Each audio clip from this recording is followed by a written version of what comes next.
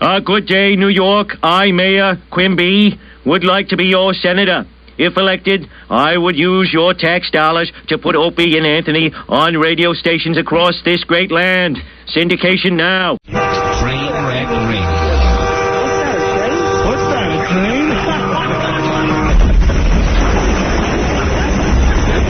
Opie and Anthony, 102.7 WLEW. That never gets old. Yeah, it's the O&A show. Welcome to this Tuesday. Who's responsible? What day are we up to? March 28th? What's wrong here? Who's responsible for plugging your computer and your laptop on my line? Is it ever plugged in on my line? Ever? I'd have to say no. No. Am I supposed to use this line? This is just a cluster app. Well, soon we don't have to worry about any of that because we have decided something today, Anthony. What? In time, this is going to be our studio, and all the other shows are going to have to broadcast somewhere else. Yeah. We got the big, huge office yesterday handed to us. Our office is bigger than any of the boss's offices. That office rocks, man. I don't even know what part of the office you're hanging out in. It's so Have you seen me? I haven't seen you yet. It's great. I was looking for you on the map, but then I got lost around Bend, and I couldn't find you. I think I got off the wrong exit. This office is so big. We have, 5 people that are hanging out in there? Yeah, 5 people in the office. And we pretty much need a telescope to see people. It's great. I called Opie to ask for directions to where his desk was. Because we had to discuss some stuff. Yeah. So I just call up. Right. We're in the same I'm office. over here. I was using the megaphone. Oh, there you are. It was so funny because Pete's been working for NEW for, I believe, screw Willard Scott. I think Pete's been working longer than Willard Scott. Willard Scott celebrated his 50th year with NBC today. Oh, did he? Oh, yeah. I think Pete... That's a great thing Willard's doing over there. Huh? He's been here 40 years. Pete's been here 40 years. And I warned him today that there's going to be some more changes for the Opie and Anthony show. First, I said, get the blueprints out because Ant and I want a spiral staircase that goes to the second story of our office. Right. The spiral staircase. So whoever has the office above us, because we take the 9th and 10th floor on this building, whoever has the office directly above us is going to have to vacate soon. Yeah. Because we're going to get a spiral staircase up to like a loft. And that's where we'll do our movie watching before the show. You're going to watch me lose my effing mind. I know. I can't wait. You're going to watch me lose my effing mind. That's why I'm smiling. I'm basically stalling because I know you're ready to lose it. I got to ask, who hooks up that laptop that Opie uses? I don't know. Does somebody else use that during the other day parts? I would assume yes. Can anyone give me an answer? So why today, all of a sudden, did someone go, hey, let me pull the wire over from where Anthony plugs his laptop in and plug Opie's in. Let me just do that. That's odd. So now Wouldn't you say? So now you can't plug yours in? Well, I'm working on it. We'll see if it works. I got a little green light here. That's a good sign. And you're getting an attitude. You want too much from this place. Dude, I'm so heavied up on some of these stocks, I can't be offline for more than 3 minutes at a time. Believe me, please trust me on this. The only radio show in America where we do online trading as we broadcast. Day trading as we're doing the show. It's amazing. You think we're kidding. We're not. Like a bunch of the old jocks, what did they used to do in the old days? Pot? Smoke pot, maybe do a little coke? Yeah, possibly. I'm trading. Please. All right, I might be okay. Well, let me look. And am I getting online? Okay, I'll use this wire till tomorrow. You're online, right? Yeah, that wire works. And soon you won't have to worry about that because this is going to be our studio. We're going to lock that door when we leave here, and no one will touch our stuff. No one will be in here? Then where are they going to broadcast from? The other studio? Wherever else they want. We have 2 other studios. Each show should get their own studio. We'd have our own studio. Now, that's my goal. That would rock. We got the big office. We want our own studio. I told Pete to get the blueprints out. I said, Pete, there's going to be changes around here soon. We're going to want our own studio. He was panicking because I don't think he's done anything in 40 years. Oh, my God. Oh, my God. Come on. The guy works hard. I bust on him in the hallway every day. He knows I'm kidding. But I did tell him to get the blueprints out because we're ready to expand. We're going to start blowing walls out. Oh, he's talking about blowing walls out, too. Like, you know that where Earl just got moved? Yeah. Earl went from our office. Which was huge. Huge. The huge office. So we moved in there. Mm-hmm. Earl... No, wait. I got to stop you there because it was really funny. Because the people that were in that office before us had to hand over their keys. Oh, yeah. It was very awkward. Very degrading. Because, like, I go to Pete. Pete's in charge of pretty much everything. Yeah. As far as that stuff goes, I go, Pete, you know, Aunt and I, Spaz, we all need keys for the brand new big, huge office. Mm-hmm. And all of a sudden he had to hunt down the keys, you know, instead of making new keys. Earl, your keys, sir. Right. So Earl had to come into the office with his head down and hand over his key to us. So now Earl is out in between our old office and our new office. Correct. Our old office now occupied by Jeremy. Our new boss. Yes. What's that about? He wanted our old office. No, I think he wanted to be a little closer to us. Is that the truth? I'm a little worried about that. Well, it's... No, you know something? You don't want the boss that close. He's not much closer than he was before. You sure? Yeah, well, yeah, he is, I guess. But we got that buffer. That buffer of cubicles that Earl now does his work in. You know that area? Yeah. So now, in the future, we're planning on blowing the wall out, taking over the area that is the cubicles, and blowing out the boss's office, which used to be our office, and making that whole area our office. And making we're going to put a wall in, and we're going to be completely separated from the entire station. We're like Hitler in Europe back in the old days. We'd just keep conquering offices. That's what we're doing. We're marching, goose-stepping our way down the hallways. That's right. Taking over the offices. I like our new office, though. So Pete Very happy with it. So Pete was panicking because I'm sitting there telling him, we're going to lose this wall here. We're going to need a spiral staircase in the corner to go up to the second story of our office. That's going to be a loft. Yeah. And then I go, Pete, be prepared. You're going to have to rewire this whole station because Aunt and I are taking over the main studio soon. You know what? I'm a little unhappy with Opie. You say I'm getting a little out of hand. A little bit? Well, I got something to take up with you here about the office. Okay. Desk space. You don't use desks. Well, let me set the scene for the people at home. All right. Opie has this huge wood, like President Clinton Oval Office desk in the office. It's huge. It was Scotzo's old desk. It's the big desk. It's the big desk. We used to have like 4 people working off this desk. It was so big. Now, my desk is a little rolling computer table thing with my computer on it. My huge monitor that takes up the whole desk. I have no desk space. So I was saying yesterday, I go, perhaps I should have a desk somewhere in a corner of this huge office. Right. Opie's like, Aunt, you got the corner of my desk here. Yeah, the other side. No, it's supposed to be our desk. Right, our desk. You know what it looks like? It's my desk. You ever go to work with your pop to his office and he's working and you set up a chair in front of his desk, put your little highlights magazine up there, and your little Twinkies so you can have lunch with Dad.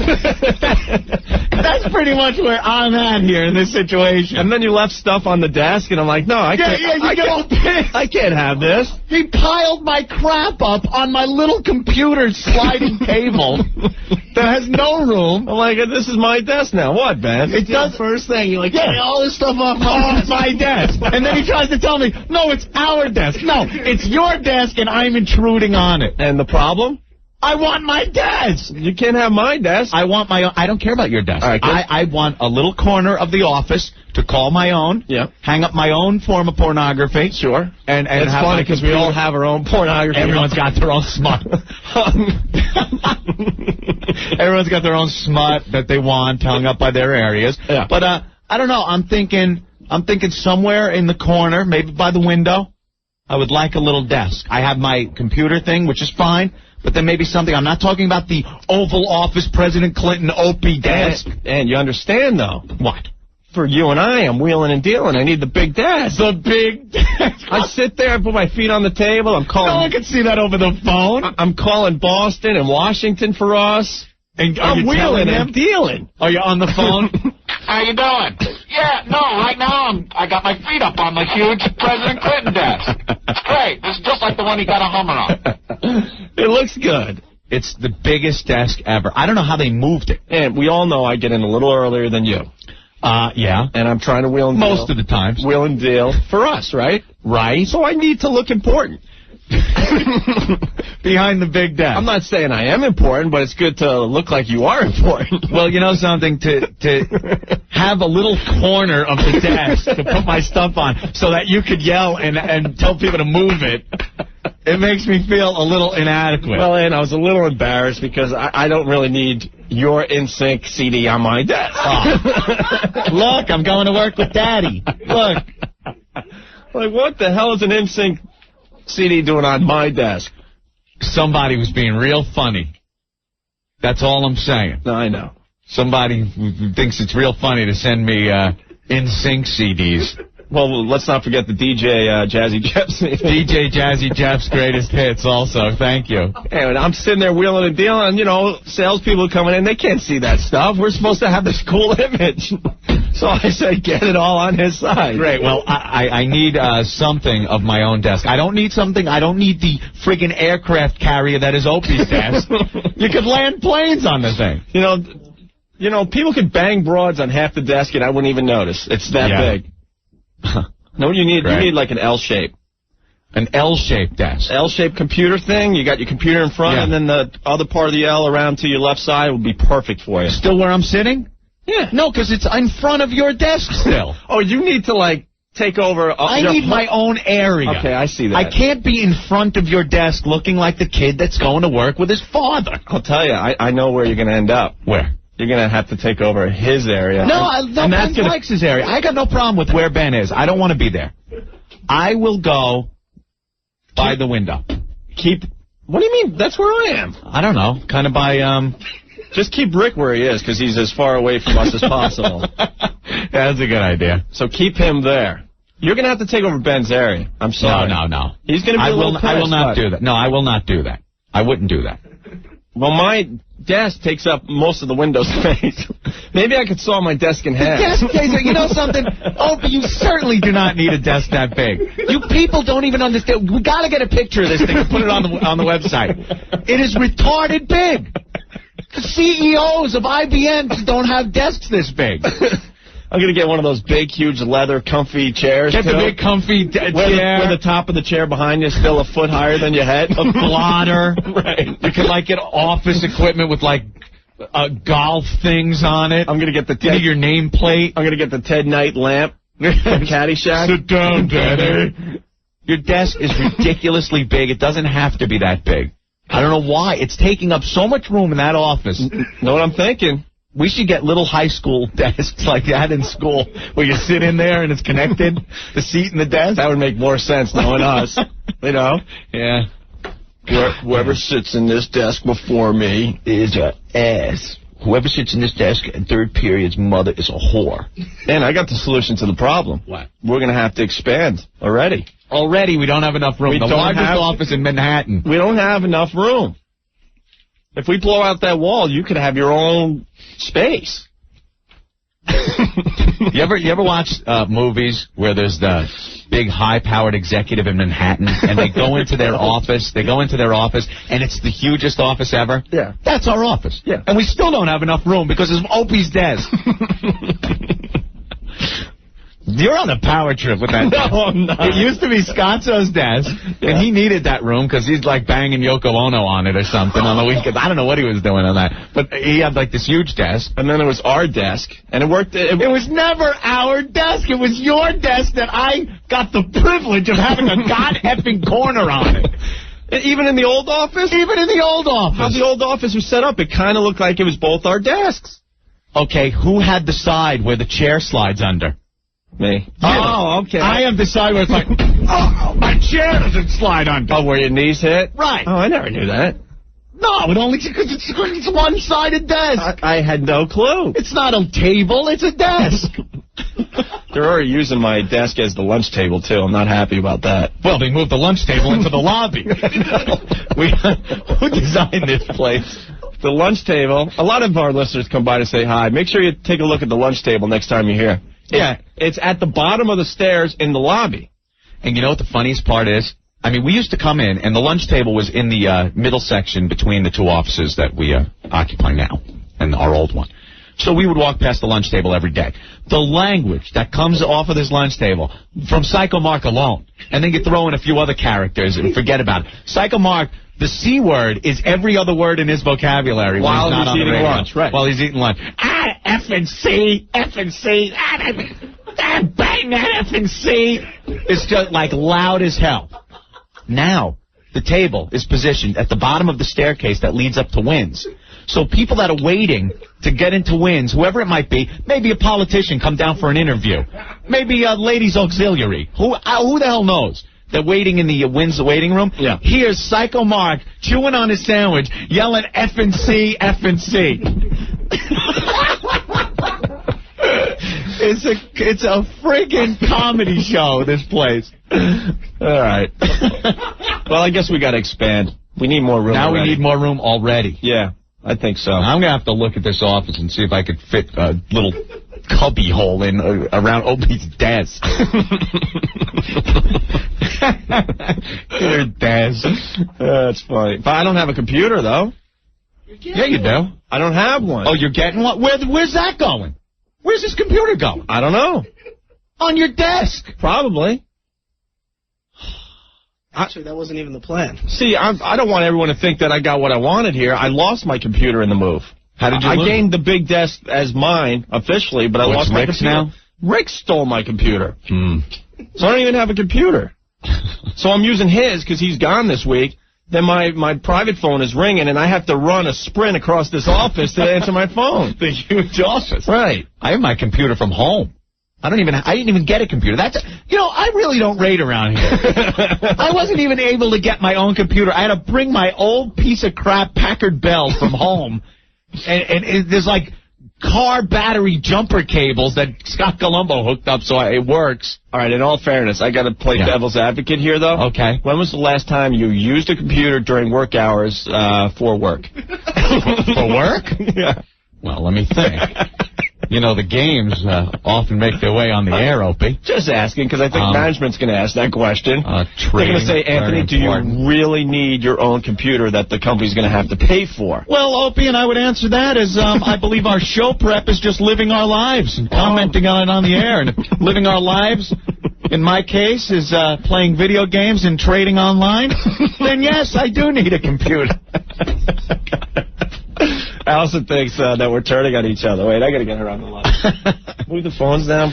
Allison, what's up? I effing love it, man. First it's Open Ant against the world, and now you're turning on each other over a desk. Get back to shaving some asses, will you? All right, Allison, thank you. All right. Yeah. We're turning on each other, huh? Yeah, we have. It's a power trip now. Look at this. It's just like Martin and Lewis. We're both going for control of the radio show. Secretly. You can have it. I know, really. All right, we got to take a break. Everyone obviously patiently waiting for Spaz Radio. We started that late in the show yesterday. Mm-hmm. Right after commercials. We're going to finish up with that because there's some great stuff still to come on that. Where's the Met thing? We should give away some Met tickets, too.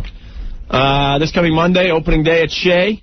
Yeah. And we came up with this nice little concept. We were going to hang out with like 100 of our listeners at Shea, party, drink beer, watch the Mets.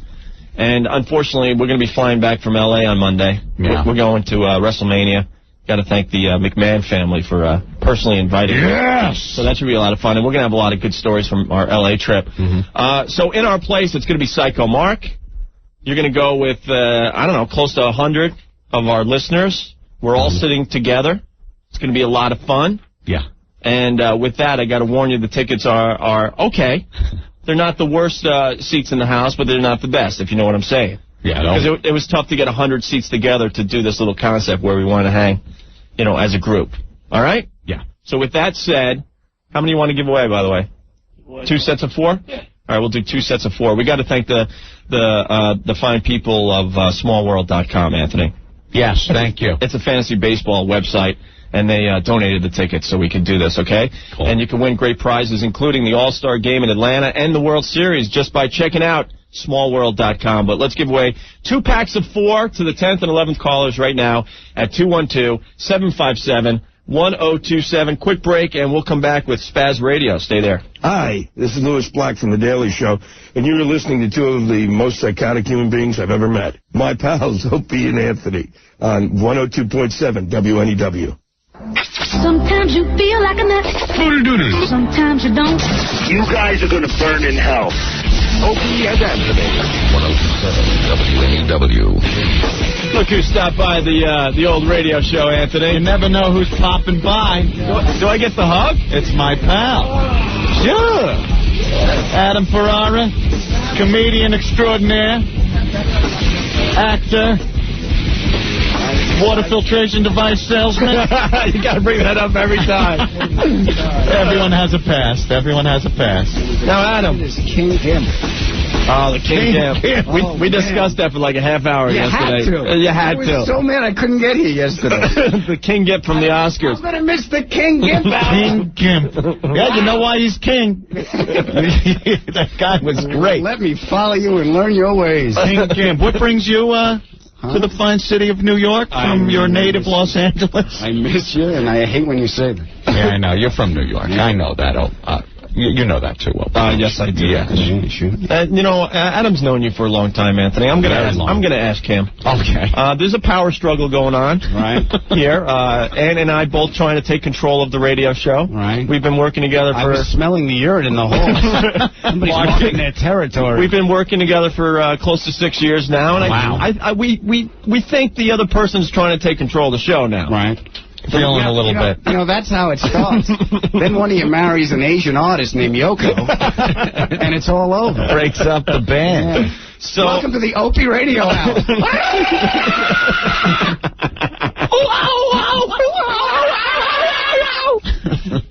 So we moved into a bigger office, Adam. Well, look at you. Oh, wait till you see our office. We now have the biggest office in this whole place. Right. Bigger than huge. The boss's office. No more Anne Frank suite? No, not at all. Very big, and half of it's taken up by Opie's desk. Oh, okay. Oh, See. there it is.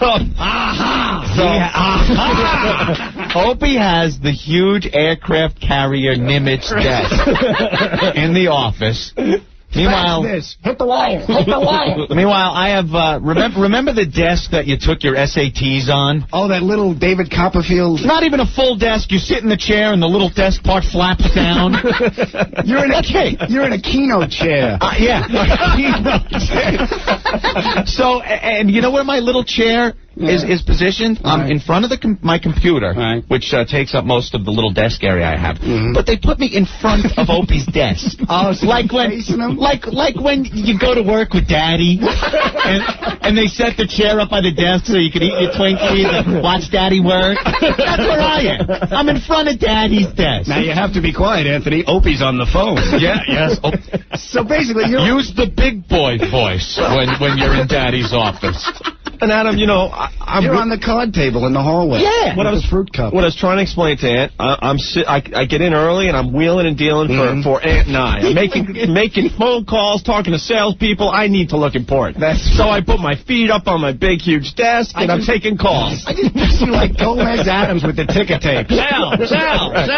What's been bought? Now the question, Adam, I have for you. You've known Anthony for a very long time. Yeah. Does Anthony need a desk at all? Well, he... See, I knew the truth is he doesn't, but he's sitting right here. I need a work surface. A work surface? Regardless of what I need it for. You never cleaned off the coffee table in the apartment, for God's sake. Yeah, these guys live together. If anything but beer cans, I need space. I need flat surfaces to put stuff on. All right, I'll tell you what. I've seen what happens when he doesn't get his way. So give him the desk. I understand that, yes. You know? Oh, man, come on. When he gets mad at you, like he just keeps picking at a wound like, say hospitaliano.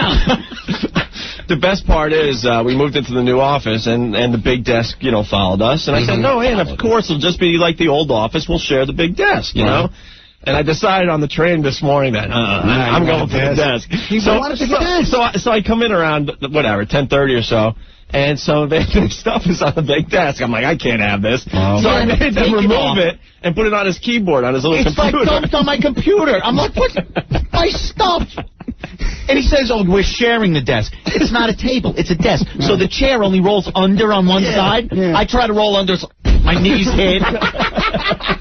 Give me this isn't my desk. I'm like an intruder. Get one of those partner desks with the big line in the middle. Oh, partner desk. What kind of gay thing is that? Partner desk. What do I? Partner desk. Hey, Opie, you want a partner desk? Hey. Oh, we got a new template. Hey. It's been a while. I finally got control of the hay. Hey. I know. He took control of the hay. I used to do the hay for the show. Hey. One of you gets the desk. Hey. One of you gets the hay. That's not fair. Don't make me separate you two. I'm telling you, there's a power struggle going on. If I separate you, it'll sound like Lycus, and we can't have that. Right. I used to control the hay, Anthony. What's that about? Why do you need to control the hay, guy? I said from the beginning when Marco first said, hey, I need that on my instant replay machine. Yeah. Right. And you took it and put it on the machine that all of a sudden when Opie wants it to play this, look what I have to do to play the hay. Right. Finger, push button. Hey. There it is. Hey. Opie had to hook up like an old operator at an old switchboard in the 1900s just to get the hay work. Get me Murray Hill 66624. Yeah, that was pretty much what he had to do. Oh, boy, were we at each other's throats today. I walked in, I saw it. It's like a bitch fest, and we're both on the rag. I know. I was looking at the calendar. The numbers were doing those little bloated dance. It's pampering day here. Oh, funny. I don't know. I don't. You're right, though. I really don't need a desk the size of President Clinton's Oval Office desk that Ope has. It's great, but though, something. You can play shuffleboard on this thing. You're good. It's amazing. I just need something on the side of my computer desk where I could put beer cans. I'll say it. Guys, get the card table. I'll say it again. I think we have to go to the boss and tell him we need to expand already. We might need a bigger office already. Mm-hmm. Yeah. Okay. I got to see it now. Oh, we got to tell you the other thing. You haven't been here in a while. No. We're going to the bosses tomorrow, and we're demanding that NEW is called the Opie and Anthony Station. Opie and Anthony Station.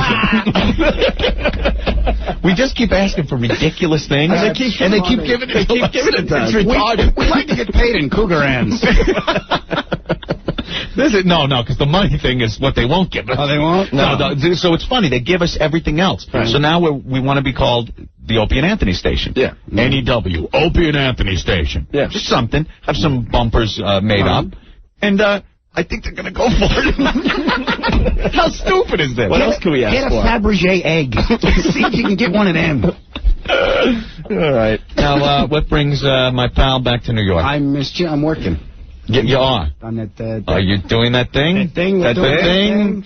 Not the other thing that we were talking about. The thing. We did the other thing. It's the other thing with the guy. The other thing with the guy. That guy. I got to do the thing with the guy. All right. Sure. I understand. Very exciting, too. The thing with the guy. It's very good. The exciting thing with the guy. Can we talk about it? Yeah. Oh, okay. It's just fun to do it this way. I know. Did you get the shirt? Did you get the bullets for the shirt?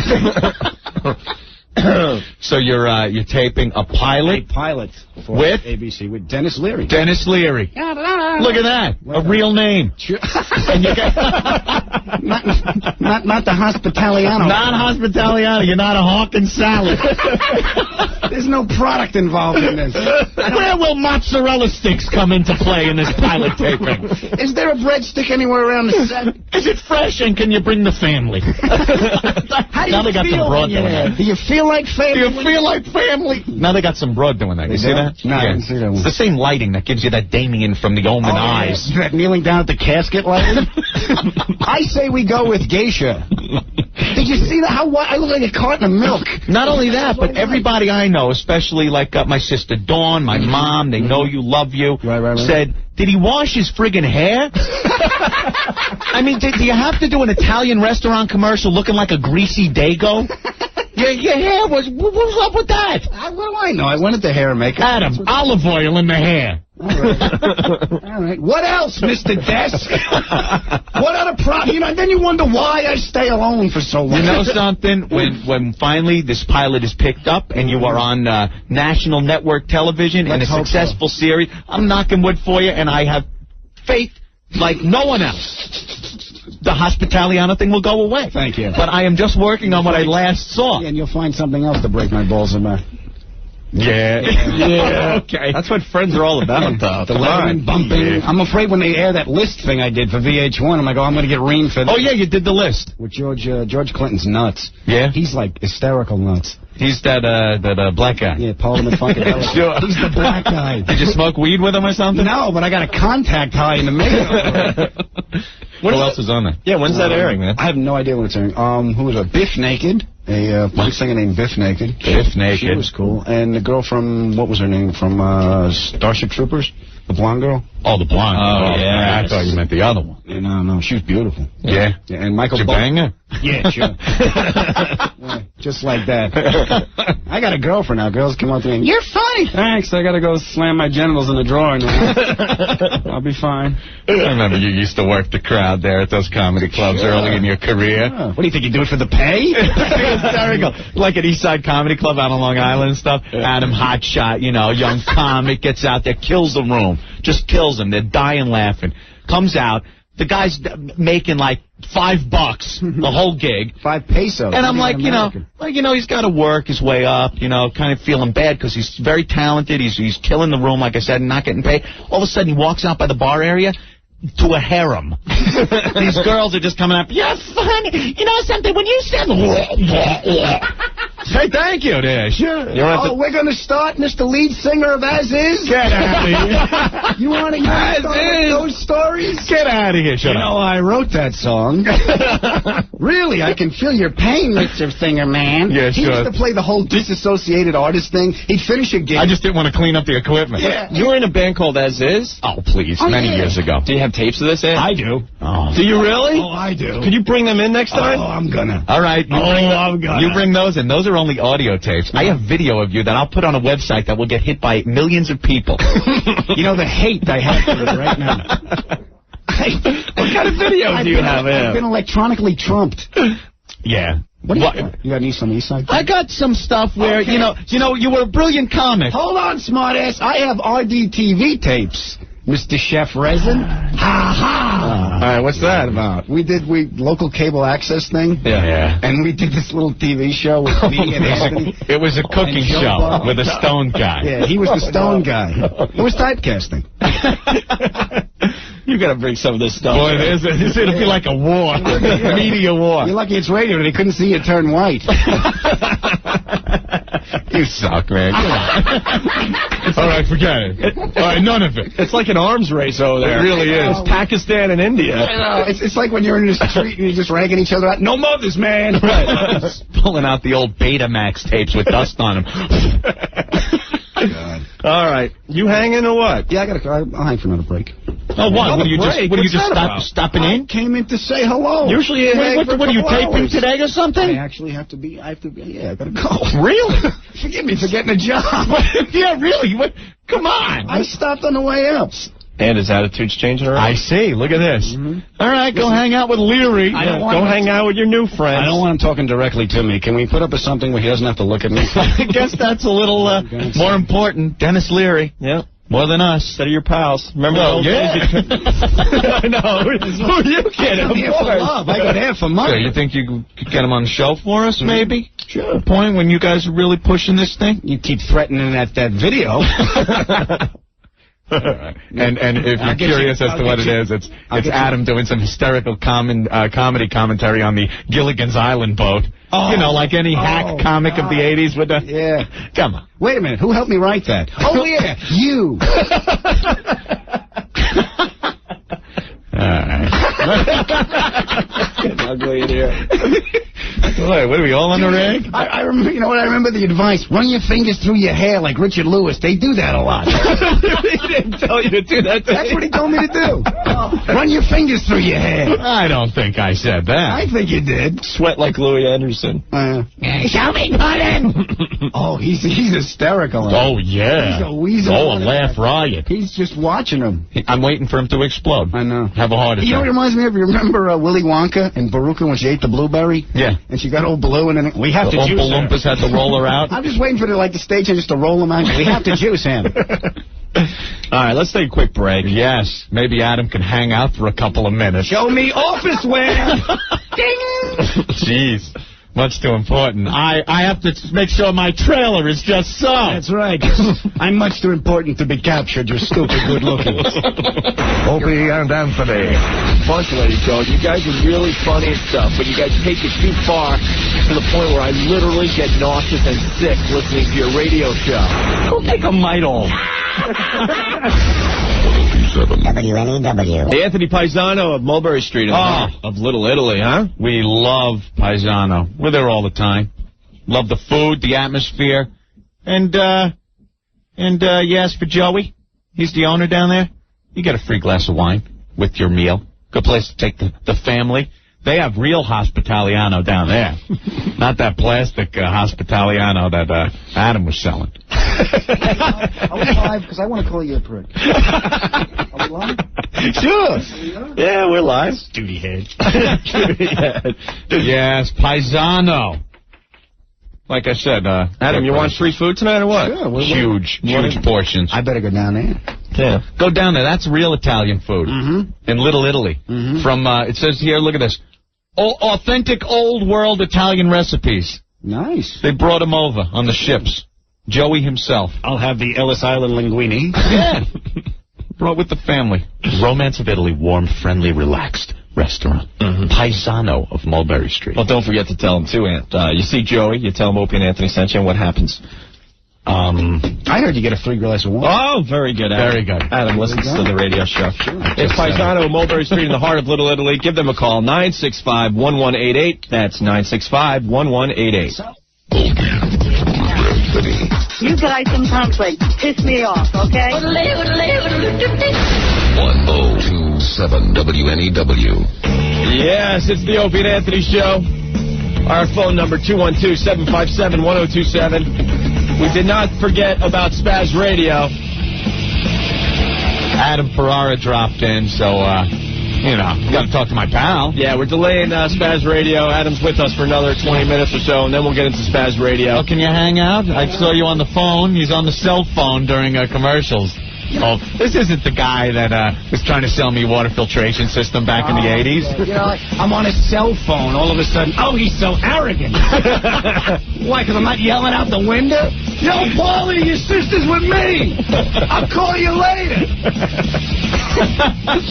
It's a cell phone. I know. I'm just saying, like I'm ordering imported wine. You're making deals. Look at you. Whoever knew I'd see this? When we were hanging out there in Greenlawn. Wait, time out. Adam, your buddy Anthony has a cell phone now, too. Yeah. You know? I'm not. And during commercials, I'm make deals. Bye. I'm doing that on computer. I know. He's on the computer trading stocks. He's got an IRA. Adam, he's got all kinds of I'll tell you one thing. You must be important in his life because he's blown off the day trading to hang out and focus on what you have to say today. Really, look at him. All my stuff's down. I can't sell nothing today. That's why. Sucks. Come on. Damn NASDAQ. Some bitch had to say something to some brokerage firm, and it screwed up the whole NASDAQ What today. happened? She said, I'm removing some stocks from my portfolios. Right. I'm putting them in cash. What do you? So then what? Everyone pulls out, puts the money under a mattress for a week, and then puts it back in. Mm-hmm. Yeah. Leave it there. That's what the stock market does. You know what I like? I bought him beer for 5 years. Yeah. So what do you want, that money back? And I remember this. This isn't a tall boy. And like a schmuck, I go back, and I get the tall boys. Yeah. The lean years. Adam, I owe him $600. So. You do? Yeah. Oh, you heard about that, He's right? going to take it out of your desk. You heard about that? No, what happened? This is classic. Let me hear. This is classic. I can't go into too many details because of pending litigation. Right? That sounds like you. Yeah. Well, yeah. But, I would get those calls like, hey, pal, how you doing? Look, you got $1,500? I really can't tell you. But I need it. I never borrowed money from you. No, you took it, you bam. So, go ahead. What's the situation? I don't feel as bad. No, I'm really kidding. Well, Opie's girlfriend, Sandy. Oh, is this the cruise? Yeah. Oh, you heard the Very cruise good story, friends. Yeah. With Jennifer. Right. All of a sudden, Jen decides to take Sandy on a cruise. Right. Down to the Caribbean. Mm-hmm. It doesn't sound like a bad idea until it's being paid for on Anthony's American Express card. Ah. And Sandy went. You know, I mean, that's all fine and well, but... I need to clear my name. I had no idea what they were scheming behind the scenes. So how long have you known she went on this cruise? A little longer than you knew. Okay, so we're talking months now. Right. Yeah. And how much have you compensated me for the cruise that Sandy went on? That would be none money. That would be zero, sir. None more money. But why should I pay? It was someone else's idea. I had nothing to do with this idea. If the situation was reversed, yeah, there wouldn't even be a lapse. I would have written a check and paid you the money. I'm gonna have to sell my big desk, I think. Yeah. Sell your big desk, and then he checks his stocks on a daily basis too. Right. And he's like, "Oh, I'm doing good today. Oh, I'm doing good." Oh, occasionally you got to sell these things. I know. I'm a long-term type of guy. But if I need to pay, I'll sell a few shares. We got $75 laying around. Laying around. Me and Barrett is shells. I want the boat with 2 propellers. Yeah, so do you want me to pay you by the end of the week? Well, wait a minute. Why doesn't Sandy pay? That's best left for Opie to explain. Really? Opie? I yield to the man behind the big desk. I don't think Opie's going to tell unless he wants them to go on another cruise right. on him. Oh, okay. Let's just put it this way. If Sandy pays, she'll be writing the check from the bank of Opie. Oh, okay. Okay. I got it. Yeah. Now she's going to call up and scream. Thanks. Like I need this today. What? I'm just saying, you said that you were going to pay. All right, let's the cruise. When would you like this check? I'm not putting any deadline on this. You pay when you feel. Oh no, you know me. I know. You know me. You need to put a deadline on this. Hope needs structure. I need structure, like the big desk in my own organized area. I need to know boundaries when I need to bring in my checkbook. Because you know me. I'm just being honest. You know me. If you leave it up to me, I'm just going to delay. All right. Okay. Let's set a day. I'll tell you what you do. I'll do it live on the air. I'll write the check so you can hear me cry. Okay. Let me tell you what I'll do. It had nothing to do with this trip. I know. See, now I'm feeling a little guilty about that. You know, it wasn't really Opie's fault. I'll tell you what we do. It goes away like that. Adam, I'll make a deal. Adam, I did find out, and I'm like panicking. I'm like, oh my God, and I'm just praying he didn't find out because they got a pretty good bargain on this cruise. I'm like, if he looks at the number, maybe he just assumes it's one trip. How do you find out it was 2 trips? I called my Amex, wondering why the hell so much money was being charged on it. Right. And Adam, he told me we don't keep anything from each other. This time I did though. I'm just like I'm like freaking panicking. I'm like, no. It's like when Archie kissed the waitress. I'll tell you what I'm gonna do. Me no more. All right. Here's what I'm gonna do. What would you like, sir? You give me the money. Okay. I will instantly invest it in some high-risk crap. Oh. If I can double it, I will pay you back. Oh. And I know I'll double. I will take that. I will. And with that, I am bringing in my checkbook tomorrow. And I will invest it. Within 2 days. 2 days? What do you think I'm dealing with? Come on. I will either lose it all or I will double it. That's great. I'll do that because I kind of feel bad that, yes, you didn't go on this cruise and you didn't know about it when it was happening. You have to learn how to curb your squeeze. Curb your squeeze. My God. Jesus. I'm paying for a cruise I didn't even get laid. See? Yeah, see? So, and you didn't know until after the fact. So, so I'll do that. I apologize for knowing and not bringing it to your attention. You have sinned by silence. Invested in some very high-risk stuff. He's going to go to an Indian casino. And what time tomorrow would you like me to write the check? Tomorrow. If you're going to do this, that's good because that'll give me the rest of the week to pop it up. I want to see you. I want to see you double the money. I will sign the check at 2:45 tomorrow. I want to see if you can double it before 7. Okay. Kind of risky. I know that's all right. Adam, I've seen him work. Sure. This is good stuff. You should see what I pulled off in Disney. Oh my God. Really? Oh, it was ridiculous. Stop it. It was retarded. It was retarded. I go on vacation, to Disney, and 9:30 in the morning, I'm up. I'm logged on. I got the Disney TV over there is tuned right into CNBC, watching Squawk Box. Right. I start trading. Danny. Oh, Danny. Sit down, Danny. That was pretty good. You pretty much paid for your vacation, didn't you? And the cruise. And the cruise. It was really, it was a good day. I just figured out how to, like, download pictures. Oh, I swear to this God. guy is technologically inept. I know. He has been for years. You just got an email address, right? Yeah. Yeah, he's like, what's your email address? And I give him the email address on the website. He goes, can I email you there at the Foundry Music? No, see, that's Foundry Music's the website where we put up pictures and videos from the radio show. My email address is something different. And this is a wheel. I turn on my and don't touch the fire, it'll burn you. I turn on my computer, a little man comes on and just gives me the finger. He just says, sit down. And this from a guy who probably bought one of the first laptops ever invented. Mm-hmm. Remember that thing? Oh, the big thing. He bought this laptop, I swear it was 1988?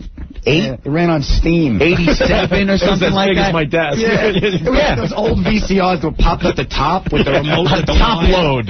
Top load. You have to slam it down. It was ridiculous, and it had a monochrome monitor. There you go. No color. Black and white monitor on this thing. Amber, it was huge. It was like yellow or something. Yeah, it was horrendous. Disgusting orange. And he would use it to write, I guess, because there wasn't any graphics happening. We didn't know how to do anything else. There was no online. There was nothing. It would have You were wasted. pissed. You're like, what kind you get? I'm like, it's a white one. You want to see it? Come on over. What kind? What's your processor Yeah, speed? meanwhile, he takes a computer chip out of an Atari game. He's got an AP wire coming into the house. I've seen this. I've seen him work, man. Did you see him do that stuff? I've been very up on the internet for many years. Well, you got to show me how to do this investing stuff. Oh, boy. You don't want to get... You don't. No. You know what? Let's see how the series goes. Oh, stop. Let's see if the pilot gets picked up, and then you worry about how to throw your money around. Let's start with downloading a JPEG. I got that. I can do that. Let me tell you something, and this goes out to anybody who wants to get into online investing. Right. Your first year is spent losing money and feeling very bad about it till you learn from your mistakes. That's it. Yeah. It happens. Okay. And then you start working it. The only thing is, the first year, thank God, you don't have the balls to pump a lot of money into it. Okay. You cannot possibly be the same guy I met 7 years ago. That's all I got to say. What? If the people only knew, you have come a long way. He's like Gordon Gekko, man. It's unbelievable. He really is. He's like in a three-piece suit on a treadmill with a heart monitor. Remember at BAB, I used to come in, it was like 9 o'clock, I was drunk. I'm like, oh, he's drunk again. 9 o'clock at night, I was at the bar after work.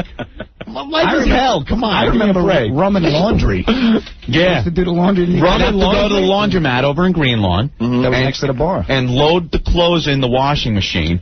There were times I would let the clothes run through a second cycle. I'd go over and pump more quarters in because I needed to drink more. Yeah. So they're like, they're not quite clean yet. Yeah. More Bacardi and Cokes, please. Rum and Laundry. Adam, help me fold. Listen, I don't know how to fluff. What part is that? I ain't no fluff girl. And now he's a day trading whiz. Why? Come on, you know. Well, he was always into gambling. You know what? Gambling. Oh, come on. This is Wall Street, my friend. Yeah, you can look. This isn't the craps table. You can gift wrap a rock. You still got a rock. Oh, I got a wedding still. What did we do after your wedding? After you got married on the green shag rug in Port Jeff? In the guy's house.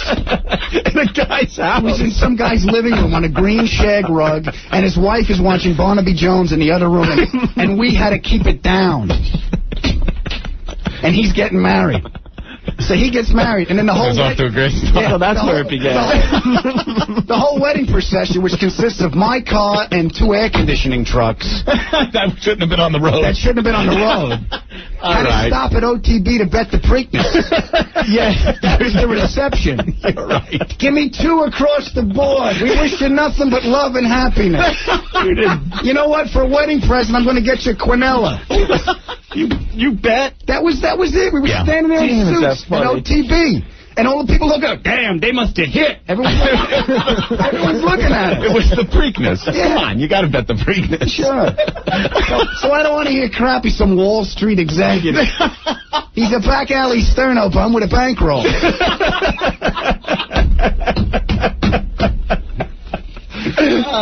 That's classic. Yeah, my pal, thanks. Jesus Christ, I feel like King Gimp.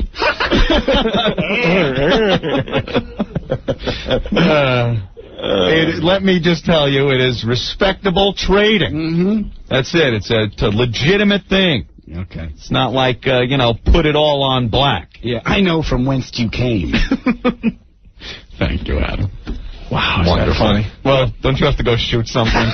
Yeah, I'm going to someone. shoot you. You already did. Anthony, your brother's on the line. Oh, Christ. Oh, no. Hey, Joe. Hey. What's up? Hey, Joe Buck. Spaz has some incredible timing. Hey, you guys remember when you were talking about those songs? I've been holding off like the past 20 minutes, man. I know. I saw you on the screen. Anyway. That's okay. Why? Was the president on the other line, Joe? No, but I just don't like hanging on hold on a long-distance call for 25 minutes. I miss my son. Listen, everybody's pissed today. I'm ragging today. Everyone's ragging. You're all cranky. We're going to pass out the tampons after this break. Everybody's on the rag, man. Wait, maybe some soothing music will take care of it. Here.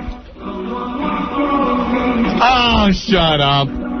I know what that is. Wait. All right. That's great. Hear it? Good. I have the chorus coming up. That's okay. Who wrote it? I'll admit, I wrote it. Yeah. Okay. Wait. So? What are we listening to, Ed? I don't know. I do. So? Oh, we're listening. Joe wrote it. We're listening to Zebra. Yeah, might as well. Yeah, and who engineered it? Hey, man, I got to have something better than this. Oh, is this a blame fest today? What is going on? Yeah. God. All right, so, and I'm assuming this is you as the lead singer as is. Uh-oh. Yeah, what does he do? Hey, Joe. Yeah. Don't you have a stack head to staple? Yeah, I do. I have. In fact, that's what's giving me my investment money. Yeah, good. How's ECNC doing, Joe? Talking about it. This is the best thing. About 3 hours. Hold the phone. I get this phone call from Joe. Right. And I got a good tip. Invest ECNC. It's eConnect, something to do with Palm Pilot, which took off. Palm, the IPO, sure, which tanked also. Yeah. And he goes, check this out. So it was like a 10. It went up to 20 the next day. Joe, did you pop out at 20? 22 it went up to. Yeah, 22. Did you pop out? Nope, held on. No, Joe got greedy. What happened? The company, all of a sudden, the NASDAQ throws him off the NASDAQ. The Security and Exchange Commission, pretty much puts the head of the company in jail. This guy is the biggest scam artist. And they suspend all trading on the company. They opened trading yesterday. It went down to pennies. No, it's still in dollars. It's like $2. It's like $2. They opened up trading. They suspended it when it was like a 10. The day they opened trading, it went down 8 points. It was sitting at $2. Yeah, no. It was at 25 cents. It opened on Monday. Oh, my God. 25 cents. It's up to $2. And you know what? That was Joe's first investment. It'll end up coming back. You know something? You're reading the goddamn message boards on Raging Bull, aren't you? No. All the people, stick with it. I'm long and strong, baby. If you went to the damn thing's tech. Go to the site and see what the company. The CEO is John Dillinger. How is this guy going to run a company from Sing Sing? Totally vindicated, man. Vindicated. You don't want even the word vindicated to be used. You don't understand. When you're investing money, you don't want to hear that word. You don't look at the what about Microsoft? Yeah, so it's a legitimate company. So is eConnect. eConnect. It's a legitimate company, man. If they're flying dope, maybe, from Colombia. Yeah, the corporate office is cell block D. Tom, you're a pisser. You can't accept the fact that your first investment tanked. Hey, man. It happens. It's going to happen for the first year. Right. Sure. It happens. It does. I went into AirTran, my first investment. I got in at 10. It was ValueJet. It went It was ridiculous. The stock went from $1.90 something on the prior Monday. Right.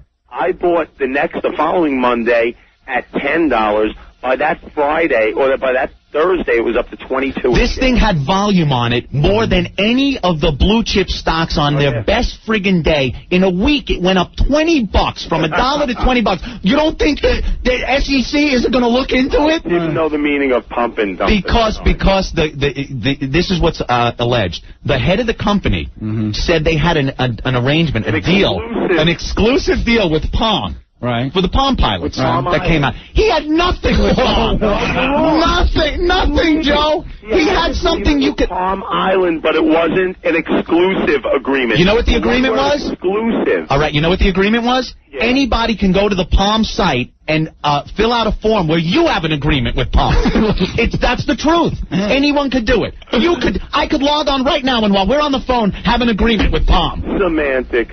And then the CEO is getting on saying he's pumping the crap out of that stock, saying he has an exclusive deal, and all of a sudden the SEC looks into it and they put a restraining order against the guy. I have a question. Why are they trading again? Why are they trading again? So wrong and bad what they did. Why is the stock trading again? Where's it trading, Joe? Huh? On NASDAQ? It's trading on the NASDAQ. It is not. It's trading in some over-the-counter crapo South American trading company. Originally it was over-the-counter bulletin board. Now it's over-the-counter SM. It's trading at 2. If I want to buy some, do I got to wait for, like, the cafeteria truck to pull up? Pretty much, Adam. Buy now. I'm telling you. Joe, bail out when it's at 2. Keep an eye on the stock, man. Just keep an eye on it. Joe, you're like... Keep an eye on it. He's like Bud Fox. What about you? Got on a horse that died in the backstretch. The first time No, but the horse really died. They came with a bulldozer. I know. They did. What? I bet on a horse. The horse died. In the backstretch, it just went... fell down, died. It was like Animal House. The jockey's getting off the horse. Yeah. The jockey's and the thing reared up and fell over. They took the truck out, loaded him up. It was worth the $2. Oh, without a doubt. But the funniest thing That's a good bet. Sean's face, this guy Sean goes, that ain't good. All right. Joe, your email is screwed up. Adam, what? I'm going to give you a copy of the CD to bring in next time. Okay. Great. I don't think I'm ever invited back there. You could come in any time you want, Joe. You know you can. Joe, we're waiting for you to come up with the most offensive song for the most offensive song contest. I already have it in the works, but I thought I might be precluded from... What's the matter, Joe? All right, there's a problem. Employees of family of WNEW are not eligible. There you go. No. Disclaimer. Anthony, talk to your brother. What's the matter, Joe? Is the insulation glue getting to your head? I'm going to wrap your head. I swear to God, I'm going to wrap you in scrim. Joe, we've up in an attic somewhere. We've been waiting for your song. Right. I know. I'll come up with one and then I'll come in. The ones that are supposed to be funny are the most offensive ones. I figure if you write one of the most offensive ones, it should be really good. It'll be really offensive. All right, man. You're welcome any time to come in here. You know that. All right, cool. I ran into Cowbell Bill, by the way. He came by He's back from Florida? Came by work. Yeah, he's back. And he came back with a truck. He's got a brand new 4Runner. Bring him when you come in. He's real funny. I'm kidding with you. Give me a break. All right, I'll see you guys later. All right, man. Adam, give me a call at home. I don't have your email address. All right, pal. All right, brother. There he goes. What a slugfest today this has been. Wow.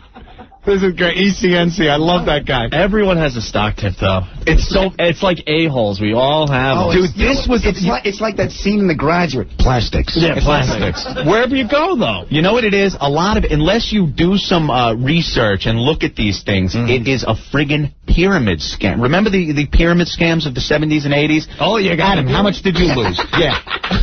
You know what it is? And it's the same thing. There's always some cousin going, you're going to get yours back first.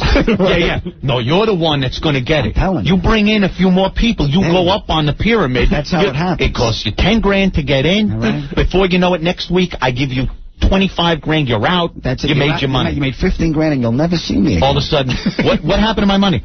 Oh, the pyramid collapsed. Remember the Mayans? Oh, the same thing. The Mayans. The whole city died. They left it there half built. Sacrificed a virgin. She really wasn't a virgin. All the money's gone. So some of these stock tips are like that, especially the over-the-counter ones. If they're not on the NASDAQ, the Amex, the New York Stock Exchange, some of these things aren't looked into before people can start trading them. This one, ECNC, just took took a dump. First, it skyrocketed in a week, which is enough to tell you something isn't quite right. Right. So when Joe called me with this tip, I'm like, wait a minute, what is this? I look at what it did. I'm like, come on. This thing's spiking like a friggin' like an icicle. Yeah. And the next day, trading suspended. I was like, oh, Joe, yeah.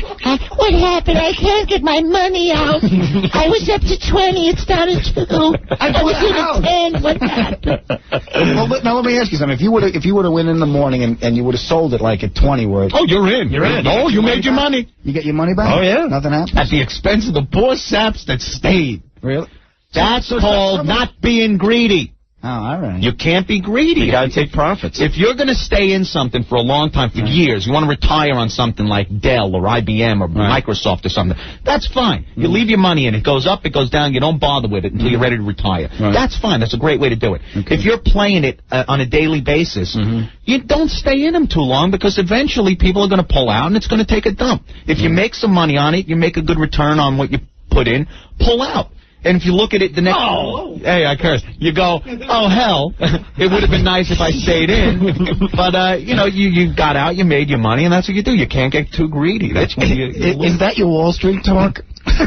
Yeah, I flip around the S word, and when I'm really serious, the F word and the C word comes out. It's great. And it has happened. Tell you something about these effing bonds. What you mean? They should put me on CNBC. Squawk Box with Anthony. Yeah. Well, listen, Steve C. from the unofficial Opie and Anthony website, foundrymusic.com, writes, I totally forgot I had this, but I just found the video clip of Adam's Hospitaliano Olive Garden commercial. Oh! I am putting it up on the unofficial website. A return engagement of Hospitaliano. I gotta go. What is it? Come on, pal. It's your friends. Hi, let me give you a hug. And here, take this in the groin. Be proud of your work. You cashed the check, right? I'm talking about the work it took to cash the check. I know. I go, Pop, I don't know if I should do this. You know, my father says, hey, you want to be an artist? Go rent a loft and be misunderstood. You need to eat. That's great. It was funny because I get the job on this pilot, right? And I call my parents and they say, congratulations. Now, hell yeah. Every day the phone rings. My father's like, hey, De Niro, did the ship come in? That's hilarious. I'm getting tired. He's a funny guy. Yeah. Big Joe. All right, you staying? You going? I got to split. Oh, look at him! Look at him! I gotta go. Remember the old Tonight Show with Johnny Carson? Yeah, Bob Hope would walk in, do a quick thing, and he's like, "Now, Johnny, gotta leave. You can't stay and slide down the couch." You're the gotta leave guy. Come on. He's the gotta leave. You gotta leave. Gotta leave. You're the gotta leave guy now. His career has made it to the gotta leave guy. Can't slide down the couch, can you? Nah, got laundry. Can't wait for a couple of rum and cola, some fluffing and folding. Can't wait for Jim Fowler to bring out the snakes. I'm sorry, I'm going to miss the ring dinner. I want to be here and watch the squirrel dump on the desk. Well, best of luck to you. Tell Dennis Leary we said hi. You got it. And send him up here if you can, because we don't know him at all. You don't? No, what are you kidding? He's like a real star. Sure. We don't have those people here. No offense. Wang, it's a parking lot. Best of luck to you, my pal. Break a leg. Hey, Wang, where's your hat? Thank you, champ. Looks good on you, though. All right, and we'll take a break. We got Spaz Radio next. We got to thank Adam. Adam, thank you for stopping in. And if the series gets picked up, you're in New York for good. I'm in New York, yeah. Well, we can all hope and pray for that one, so I can rag you on a daily basis. I got to come home. As much as you aggravate me, I miss you. Yeah, you're pissed. All right, look, I get the twitch back in my arm. Sure. As we take a break, more Met tickets to opening day, Anthony, all right? Cool. Want to just give away one pair? Two? All right. 2 4-packs of tickets to Mets opening day at Shea. Monday with Psycho Mark, courtesy of smallworld.com. It's a fantasy baseball website. You can win great prizes, including the All-Star Game in Atlanta and the World Series. Tickets for both those just by logging on to smallworld.com. Oh, let me just say thank you to Mike Charles, detective at the 19th Precinct, that let us go in there and look around. All the guys at the 19th Precinct. Did it get you out of a ticket? No, it's a cop show. Oh, yeah, Adam's playing a cop. So you had to do a little research. Sure. Look at you method acting. I get a gun and everything. Do they hand out the plungers? Well, we got to thank Mike Charles for taking care of us. Okay, very good. Good job. Look at you playing a cop. 10th and 11th callers get the Med tickets. 212-7. Look at you playing a stock. 227. I love it. I don't want to turn the mics off. It's too much fun. All right, we got to take a break. Spaz Radio next. Stay there. Well, you guys are both stupid. You're like a black eye for all mankind. I don't think they're very nice people. The only way I could actually think they were funny was to be on heroin. Opie and Anthony. You know, I just like want to throw up. Feel the love. 1027 WNEW. Anthony Stacker 2, the world's strongest fat burner. Yes, it works. I got to tell you, the emails coming in a lot lately. A lot of people checking out this Stacker 2, and it's working for them. Well, they know the warm weather's here. It's here now. I was reading this one letter from this lady. She goes, screw the three things. Yeah. The three things, of course. World's strongest fat burner. Yeah, it burns the fat, gives you a boost of energy, and it crushes the cravings in between meals. Right. She says you could go for days in bed on Stacker 2. Oh, and a woman said that? Yeah. Oh, it was a great email. Meaning she could? Yeah. All night long. Well, she says she usually gets tired within, 5 or 10 minutes. Oh, okay, the stamina. Yeah, she was going for hours, she said, and she's convinced it was because of the Stacker 2. So now she's like, I could care less if it burns the fat as long as I, last longer in bed. I'm happy. I'm a happy camper. She's going to be a toothpick in bed. So Stacker 2 is the world's strongest fat burner that allows you to bang longer. Bang longer with Stacker 2. What's the matter, Adam? What are you talking about? Come on back, Adam. What happened? Stacker 2. Yeah. You take Stacker 2 and you could do it all night. Really? Yeah. Wow. It's also the world's strongest fat burner. It gives you a boost of energy.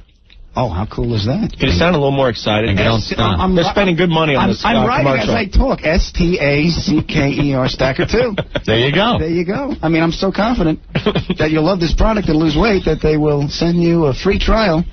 Size. Free trial. They'll try you. It's great. They'll try. Your Honor, I didn't do it. It's my understanding you've been going all night. It was the Stacker 2. I cannot be held responsible. It's great, Stacker 2. And like I said, the warm weather, it's here. Yeah. Now it's too late to say the warm weather is around the corner. Now you're taking the jacket off. What happened during the winter? Oh, my God. You blew up like the Pillsbury Doughboy, didn't you? Oh, yeah. Now you got to lose that weight. Stacker 2. You take it, you feel its effects like 45 minutes. And you're burning fat. And you'll bang longer. Bang longer. Yes, Stacker 2. Bang longer. New slug line. All right, it's 1-800-LIGHT-LINE for Stacker 2, the world's strongest fat burner. That's 1-800-LITELINE. Opie. Boring. Anthony. Boring. Producer Rick. Boring. Spaz. Yay. The Opie and Anthony Show. 1027 WNEW. Lisa, Yeah. what's up? I love you. That commercial was awesome. With my favorite man, Adam Ferrara, who you haven't introduced me to yet. Adam rocks. Yeah, you know why? He's got a girlfriend. Oh, all right. Well, when he doesn't. It's pretty steady, and I don't want to throw a monkey wrench into that work. Okay, well, when it's not steady, throw the wrench. All right, I love you guys. Thank you. So you like Stacker 2? That makes you bang longer? Oh, you put me on the air? I'm going to kill you. I'm hanging up the phone. All right, bye. Goodbye. Look at her now. She didn't know. I believe she's the sales girl for Stacker 2, Aunt. She's going to sue us. All right, let's get into Spaz Radio. Yes, everybody eagerly awaiting. Remember, yesterday, at the end of the show, we took a little journey into the mind of Spaz. He's going to do a feature for us every Friday. Yeah. He's going to be doing, what is it, the Week in Review? Spaz's Week in Review. He's the biggest dumbass in town. Spaz Radio. Yeah. Oh, my God. Cool. You got your own jingle there, Spaz. How about that? That's pretty impressive. We don't have our own jingles yet. Are you going to yell at Ben to get you some cans today? Get you some earphones? Yeah? He's got 'em. Remember yesterday he said that? Cans, give me my cans. No. Give me some water. Yeah, starting Friday, it's the Week in Review with Spaz. Yeah. But he took it upon himself, Aunt, while we were on vacation, to kind of keep us updated on a lot of stories that we were missing because we were away for a week. Yeah, when you're on vacation, you don't really pick up the paper and stuff. And Spaz, thank you. You put a little tape together and did the news. Touched on some of the current events that we might be interested in. Correct. In a style that I think only Spaz could give you. And yesterday we started this tape really late in the show, Yeah. We have another, 15 minutes to go here. Oh, at least. I think we're going to start with Spaz's entertainment break, Anthony. All right. Yeah, sort of like an E.T. kind of thing. Yeah. Now, what do you cover during this entertainment break? Hopefully your mouth. Oh, no. See, that's not nice. I'm sorry. I cover Kate Moss's new ailment. Okay. New ailment, okay. And I cover Bill Cosby's retiring once again. Bill Cosby retiring. Gee, wait a minute. Before we start that tape, where's my bell?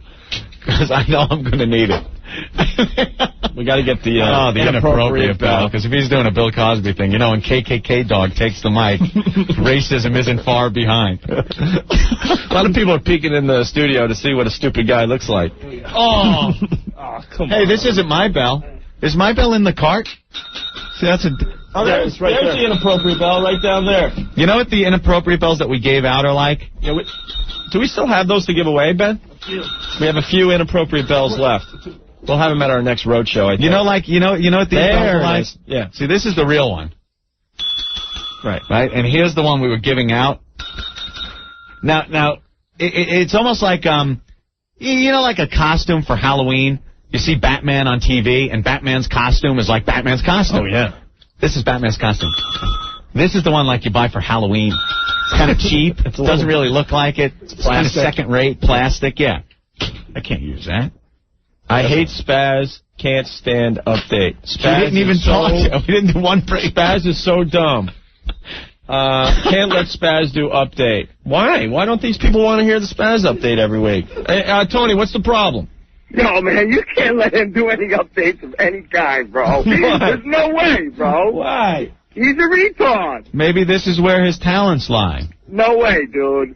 No way, dude. I got 40 guys down here. I work in Jersey. I'm a cable guy. Yeah. And they're all freaking out, dude. There's no way, dude. All right, thanks, Tony. There's no way, dude. Top of the food chain. All right, thank you. Later. I don't know. This was a very entertaining segment, according to the listeners yesterday. Yes, Leon. Hey, how's it going, guys? First time caller, long time listener. Oh, thank you, Leon. Thank you. Hey, listen, I view myself as a rather pacified human being and pretty calm, but I got to tell you, on the way home yesterday, I was just pounding the steering wheel. I never learned or thought it possible for somebody to hate somebody else so quickly. Just from hearing his voice. The very knowledge of his existence on this planet and classified as a homo sapien is enough to drive other people to suicide. Wow, Leon. A lot of people have a lot of passion for Spaz. Not good passion. I have passion for Spaz. Yeah. Not good passion, but... Rock on, guys. All right, Invitation now. Spaz, you really get people pissed off. It's amazing. Yeah, for some reason, just the sound of your voice. All right, well, let's get into the Spaz Radio, Anthony. Okay. He did another fake radio show for us, and I guess we're going to start with his entertainment break, Anthony. All right. If you need me to stop the tape at any time, just raise your hand, okay, so I know. Will uncontrollable laughter be a key? Okay, here we go. Wait, where's the Spaz Radio jingle? He's the biggest dumbass in town. Spaz Radio. Now for the entertainment break of the K-Dog Show here at WSBZ. The only show to be on Saturday nights, especially today. What? Whoa! What do you mean it's the only show that's on? Are you like broadcasting from another planet? No, what I'm saying is that it's the only show worth tuning into on every Saturday night. Okay. Of course. All right. March the 25th. Anyway, Bill Cosby is calling it quits once again. Bill Cosby is kind of like the Magic Johnson of entertainment. He quits a show, comes back for another, quits a show, comes back for another, says he's retired, but not really. Okay. It's like a wrestling storyline. Hold on. Magic Johnson. Yeah. Did he quit and then come back and quit and came back? Yes, he did. Yeah. Oh, but not TV. He just got fired from his TV show, and that was it. No, I'm talking about in NBA. Okay. I was cross-referencing there. No, I'm not getting. I had to clear that up with myself. Okay. I guess that was my fault for not being a basketball fan. Okay. All right. Very good. Okay. Anyway, he's calling it quits after 4 years with his new Cosby Show. Seems like every show this guy's a part of, it's called The Cosby Show. Go figure. All right. What do you want him to call his show? It's something different, being more creative and inventive than calling it The Cosby Show. It's becoming too rhetoric.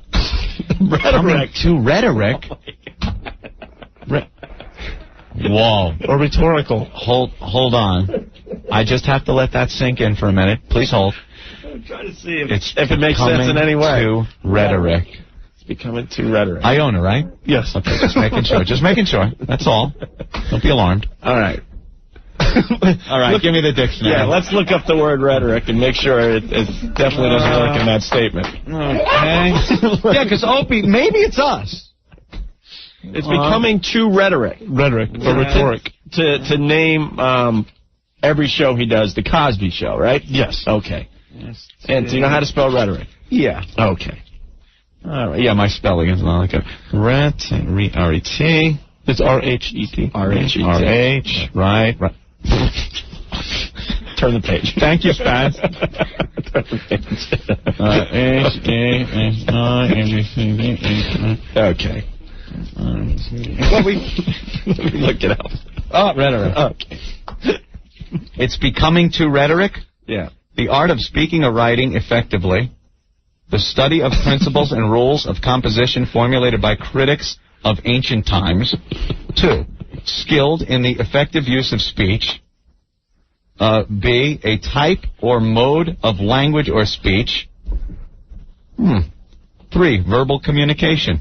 It's becoming too verbal communication. The Cosby Show is becoming to the art of speaking or writing effectively.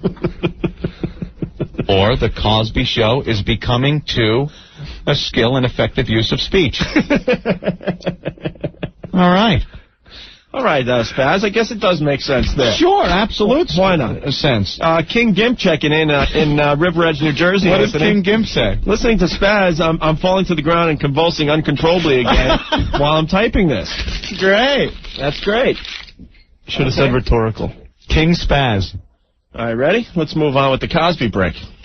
Yeah, so after 4 years, CBS is calling the quits on his contract, threatening to cancel the show because of, I don't know, maybe ratings or something like that. Repetitive. But, because it's going against, I guess, wrestling, because it's on Monday nights and everybody watches wrestling and nobody watches Cosby, I guess. Nobody wants to see any more pudding pops. Guess they don't like him anymore. But he's calling it quits before they cancel the show, which I think is a smart move because I think it's more humiliating to get your show canceled. And it's more, I don't know, uplifting and showing more in the face if you just leave on your own before, you know, the crap hits the fan. You understand?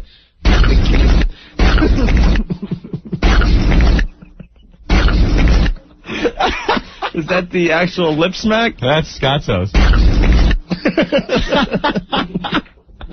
God damn, that's great. Helen Keller checking in, Anthony. Oh, really? Yes. I love the emails we get from Helen Keller. Helen Keller writes, thank God I can't hear this.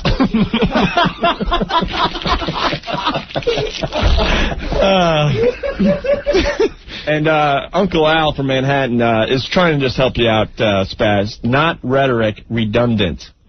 Redundant? Redundant would have worked there. Okay. Yes. But redundant a-hole. Oh, my God. That's great.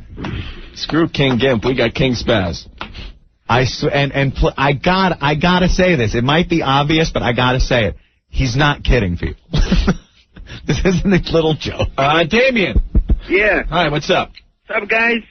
Talking to you. Love your show. You're on the air. Let's go, fast. Yo, actually, I'm embarrassed I'm with Iona. Well, I swear to God. That's no surprise. And also, I called my friend to check on Spaz's diploma. Yeah. I don't think he even graduated.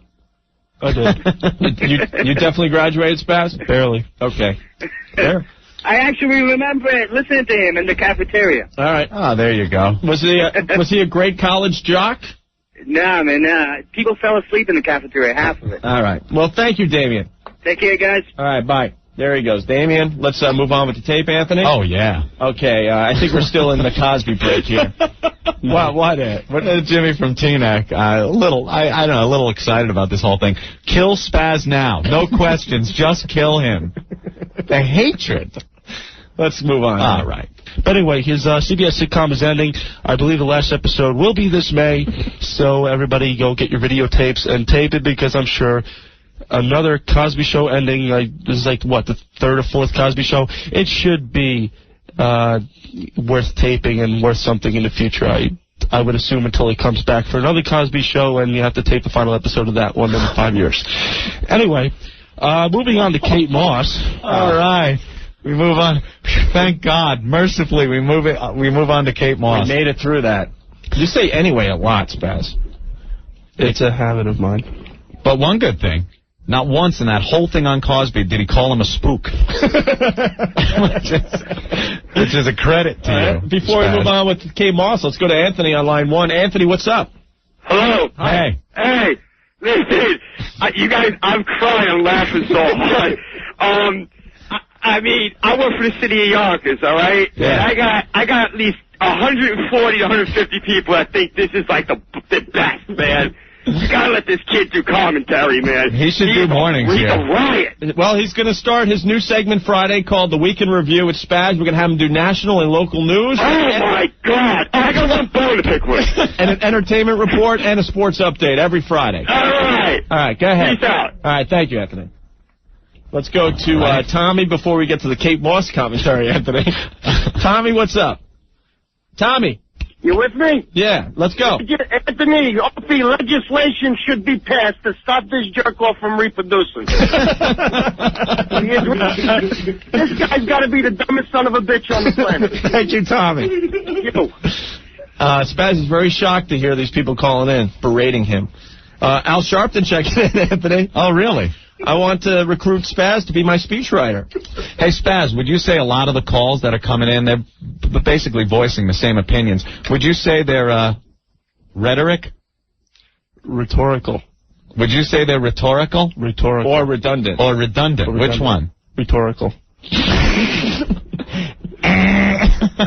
Spaz's mom checking in, Anthony. Oh, really? Come on, don't go there. Well, come on. I never meant to drop him on the floor so many times. That's funny. Oh, my God. Right. You're not allowed to make fun of Spaz's mom or dad, right? No. He's the biggest dumbass in town. Spaz Radio. Whoa! Whoa! Whoa! All right, let's move on with the Kate Moss segment of the entertainment news from Spaz. Cool. Entertainment news, like E.T. Moving on to Kate Moss. She's been sidelined by kidney ailment. She's been sidelined in the past, in November of '98, when she was going out with bad boy Johnny Depp. And she was sidelined back then with alcohol and drug problems. But the skinny mini of the entertainment world is sidelined with the kidney injury. I guess it's because of all those drugs and alcohol. Do you see a pattern here? Anyway, the girl... No, not the commentary. No. Skinny mini. The skinny mini. Did you make that up yourself? Or right off the top of my head. Wow. Very impressive. Off the top of your head. Come on. Nice. I wrote none of this out. Cool. Wow, really? Yes. Drop a dime. Let me know what's on your mind. Let me know what's on your mind. Give me a buck. I suck. Thank you. All right, moving on with Kate Moss. All right. Anyway, the girl doesn't eat like many of the models out there who think that, I guess, not eating and puking up whatever they eat and taking, I don't know, all these pills and crap to look skinny and have small breasts. You notice that every model has, like, little, like, I don't know, Reese's peanut butter cup breasts? They never had big ones. Okay, terrific. You are like Bob Grant if he got hit on the head with a ball-peen hammer a few times. Listen to these models with their skinny, mini little breasts. The news part isn't enough, him just saying the news. Then he's got to comment. They do a little commentary on it. It's great. He editorializes. Yeah. So you have a problem. Rhetoricals a little bit. So you have a problem with models with small breasts. Yes, I also have the problem that they don't eat and then they puke up whatever little they do eat. It's just that nobody can look like a Barbie doll. Just look like yourself, and people go for the natural look. So you're going to win the competitions better with a natural look than trying to look like a skeleton Barbie doll, I believe. All right, wait a minute. Models have competition? Is it like an Olympic event or something? No, but it's like when they go for those beauty contests, like the Miss USA or pageants or whatever like that. They figure that not eating is the best way to go, and you need the food. Security. 9th floor. Security. Okay. Code blue. Let's move on with the Kate Moss commentary. Right. People should look into that. Anyway, it should be a prerequisite to have bigger boobs than a, I don't know, AAA cup. But anyway, Kate Moss sidelined with a kidney injury, and a kidney ailment, I should say, and I think it's probably alcohol-related. She was supposed to go on vacation with a 22-year-old. How do you know it was alcohol-related? She's got a kidney problem. Well, she's... Allegedly. No, but it's been proven that she's an alcoholic. And so I think that all of her problems derive from that. Now, when you're an alcoholic, you think that the kidney is more affected than the liver? Oh, my God. Kidney and liver, yeah. Well, the liver turns green, but the kidney system can also be affected. What? The liver turns green? Yes. Like Ajax scrubbing bubbles. Wait, the liver turns green? No, you see, when the liver decays, it turns a color greenish. When was the last time you saw a liver? Science class. Was it a human liver? I believe so. Oh. It turns green. It turns like darkish greenish type color. Darkish greenish type. It's a tint of green in it. Not like yellow, like jaundice or anything that you would get. Not sort of green. Okay, horrific. All right. And Spaz's father checking in. All right. More instant feedbacks and emails coming in. I blame myself for drinking that night, so I'm cutting my own balls off.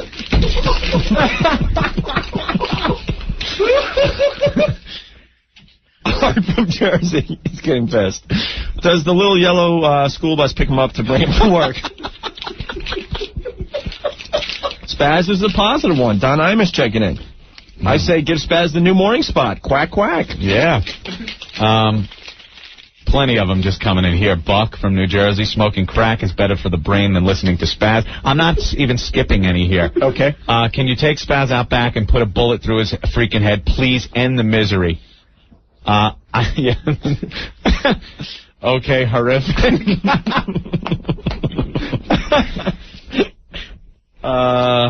I got one. Chris, Iona. Chris from Connecticut. Hey, guys, here's the new morning show, Spaz and King Gimp. They're laughing out there. Wow. This is great stuff. And how many kidneys does a human being have? Two. Okay. Two. Just want to make sure. Very good. Okay, let's move on with the Kate Moss comedy. Yes. And models having tiny little boobs, and Spaz thinks all models should have big, huge hooters. Right? And shouldn't puke. And shouldn't puke. Mm-hmm. I'm learning. Boyfriend. Oh, wait, where are we on the tape? Who her boyfriend is. Her 22-year-old boyfriend, is it? Yes. All right, she was supposed to go somewhere with this 22-year-old boyfriend, Kate Moss? Yes. Okay. So the giant mosquito stung her kidney. Boyfriend. And who is, I believe, Jesse Wood, the son of the Rolling Stones guitarist Ron Wood. I guess that's important to mention. Anyway, they were preparing for vacation. She had to go to the hospital once again. So my message to you, Kate Moss, if she's listening, which I think you should heed, is stay off the drugs and alcohol.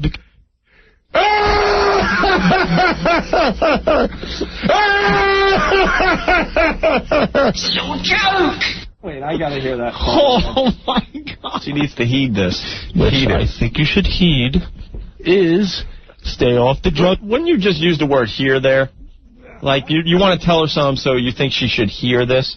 Well, I just wanted to make the point perfectly clear. Heed and Spaz's warning. Okay. Heed my warning. Stay off the drugs and alcohol because they're bad. I'm sure you learned that in the 26 years on this planet. Thank you, Captain And Obvious. eat. Because food provides you with energy. Food can help you get bigger breasts. Food can actually help you win those model competitions that you're in. Wait a minute. Oh, that is wrong on so many levels. Food can give you bigger breasts. What kind of food gives you the biggest breast, Spaz? Yeah. No, because see, what is it? Food gives you weight to your body, and right. The weight distributes throughout your whole body, so it can give you a bigger cup size, I think. But because everything... Holy smoke. It's also going to give you a big ass. Right. Yeah, but if you eat enough food that your breasts get bigger, you're going to have a tank for an ass. Right, and it's compensation. And then she won't be able to model. But as couples, there are ways to get that ass trimmed down and keep the bigger breasts. Through eating. Or, but when you get the bigger ass, then you take dietary supplements. Oh, my God. All right, so then what happens to the big boobs if you take the dietary supplements? Well, sometimes the dietary supplements will concentrate on a specific part of your body. So they concentrate on the lower part of your body. Spaz, Jesus Christ. Oh, wait, so the dietary supplements have a brain of their own, is what you're saying? They know exactly where to go, right? Yeah, I would think that there are some supplements out there that concentrate on a specific part of your body. Yes. Because you know how some people want to get rid of the fat in their legs, but their top looks perfect. So so they take a special pill that knows exactly where the fat in the legs is. A doctor can, I guess, prescribe one. Yeah, a doctor on Pluto, maybe. Or Venus, perhaps, if you want a closer doctor. Earth?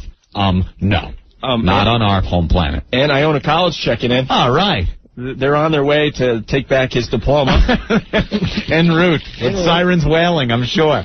Not a moment too soon. Matt from Jersey, hey, O&A, this just in. The head of communications at Iona College just jumped into the East River.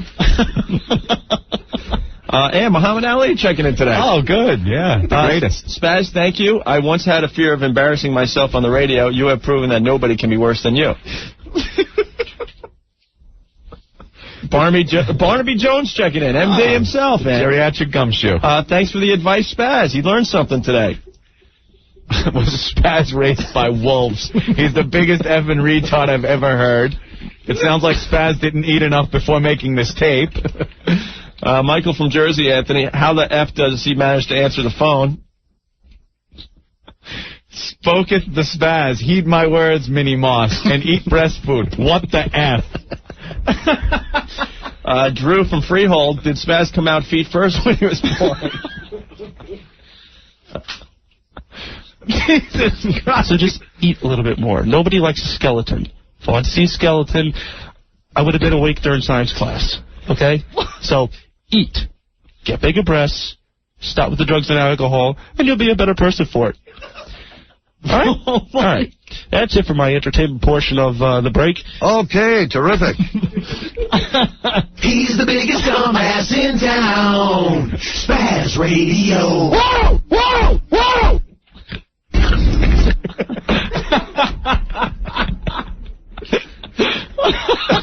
Wow, the phones are just going nuts here. I'm gonna pee myself. Let's go to Jimmy. Jimmy, you're next on WNEW. How are you? Hey, what's up, guys? What's up? You don't realize who you got there. You know how famous he is? That's Jerry's original kid. I'm telling you, between yesterday with the history, I took a test in school today. Where's the Parthenon? I put down Wisconsin. I'm telling you, did any survive in the litter? I'm telling you, and plus now that he's Jerry's original kid, he can make money on the side as a poster boy for retroactive abortion. People are just sending faxes in saying, please kill me. Oh, my God. Rob from Center Reach, I just took my diploma from Iona off the wall and wiped my ass with it. Brian, what's going on? Hey, O&A, what up? Hey. How long has Spaz been living on this earth? I mean, like, Raft Boy's been in this country for how long? He could speak better English and he's smarter. What's up with that? Well, we should, Spaz, is Raft Boy going to be part of your weekend review on Friday? Yes, he is. Okay, very good. Wow, this just in. Oh. Yeah. Reggie Harris killed himself because he heard Spaz doing the news yesterday. It wasn't natural causes.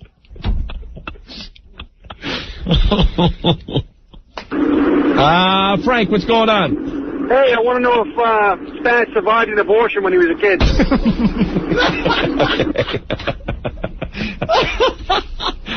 Oh, my God. Okay. Well, Ed, we do have to take a break. Oh, no, really? We have, I believe I got to take a leak really bad. We have one more break of Spaz Radio. And what is this subject? Well, he has a quick rant on how much he hates the Yankees. Oh, no, that ought to get some fans. And, oh, my God, hold on to your seat. On the way. Yeah. His political commentary. Political. Oh, nice. Little politics. What he thinks of Rudy, what he thinks of Hillary. Well, this will probably affect the way I vote. The upcoming election, I'm sure. What, Ben? You got Ben rushing in with some more emails. Okay. Oh, the Gimp checking in again. The Gimp again? King Gimp? I'm laughing so hard I fell out of my wheelchair again. The dean from Iona, Anthony. Yeah? Apply to our school. Apparently all you need is a pulse to attend. Yeah, the entrance exam is they hold a mirror up to your mouth. If it fogs, you're in. Okay. So, right after commercials. Oh, my God. His Yankee rant. Spaz being a huge Met fan. I'm embarrassed to be a Met fan because of the things you're saying in this next break. Even without Spaz, he could be embarrassed. Easy. And his political discussion. All in just a few minutes. Stay there. What other radio show is going to give you, like, intelligent talk about stocks and girls playing What's in My Pants? Yeah, the Opie and Anthony Show. 102.7 Oh, man. W. Whoa. Oh, man. As you know, we're going to get to Spaz Radio in just a second here. But, but as you know, we have the most offensive song contest in progress. Yes. And these damn songs are arriving like every 20 minutes now. Most of them suck. They're horrible. You can't understand the words. Yeah. They're not offensive enough, some of them. No. But one made the cut today so far. Yeah. I listened to 20 songs alone today. Yeah. One made the cut, and I don't even know if it's going to be in the running, but it's worth at least one spin. A song called Newborn Baby Soup. Newborn Baby Soup? Yeah. Okay. That was the only one we were going to play that made the cut today. And you listened to that one with your feet up on your big desk? Correct. In the office. Okay, Correct. just checking. Well, a guy named Q just stopped by with his most offensive song, left it at the front desk. Yeah. A song called I'm Horny for Little Girls. Ed and I were laughing so hard, we just spit up lunch. We just got to make it clean for radio because there's a few words in here that are going to get us in trouble. They'll dump out. So a couple of lines. So we definitely have 2 new songs to debut as part of the most offensive song contest today. Yes. All after Spaz Radio, of course. Yes. And let's get back to Spaz Radio. Where's our little bumper? Right there, okay. He's the biggest dumbass in town. Spaz Radio. All right, Spaz, get your headphones back on. Mm-hmm. All right, now, I guess we're at the part of the tape where you do your little sports break. Yes, sports. Okay, we had news, entertainment, sports. Yep. And politics. Politics, well-rounded. Yep. Yes. Give them that. Subject matter's there. Okay, well, let's get right into this. This is his commentary on the Yanks and the Mets, Anthony. Great. Opening day right around the corner, as we all know. Yes. And here we go with Spaz Radio. On to baseball. New York Mets and New York Yankees starting their playoff chases in the next couple of weeks. What? Wait, what? Why are they starting their playoff races? No, chases. Chases. I'm sorry, playoff chases. Why are they starting their playoff chases? The beginning of the season. It's beginning of the opening season. day. It's opening day. Yeah, but it's guaranteed that both the Mets and the Yankees will make the playoffs. Then it wouldn't even be a playoff chase.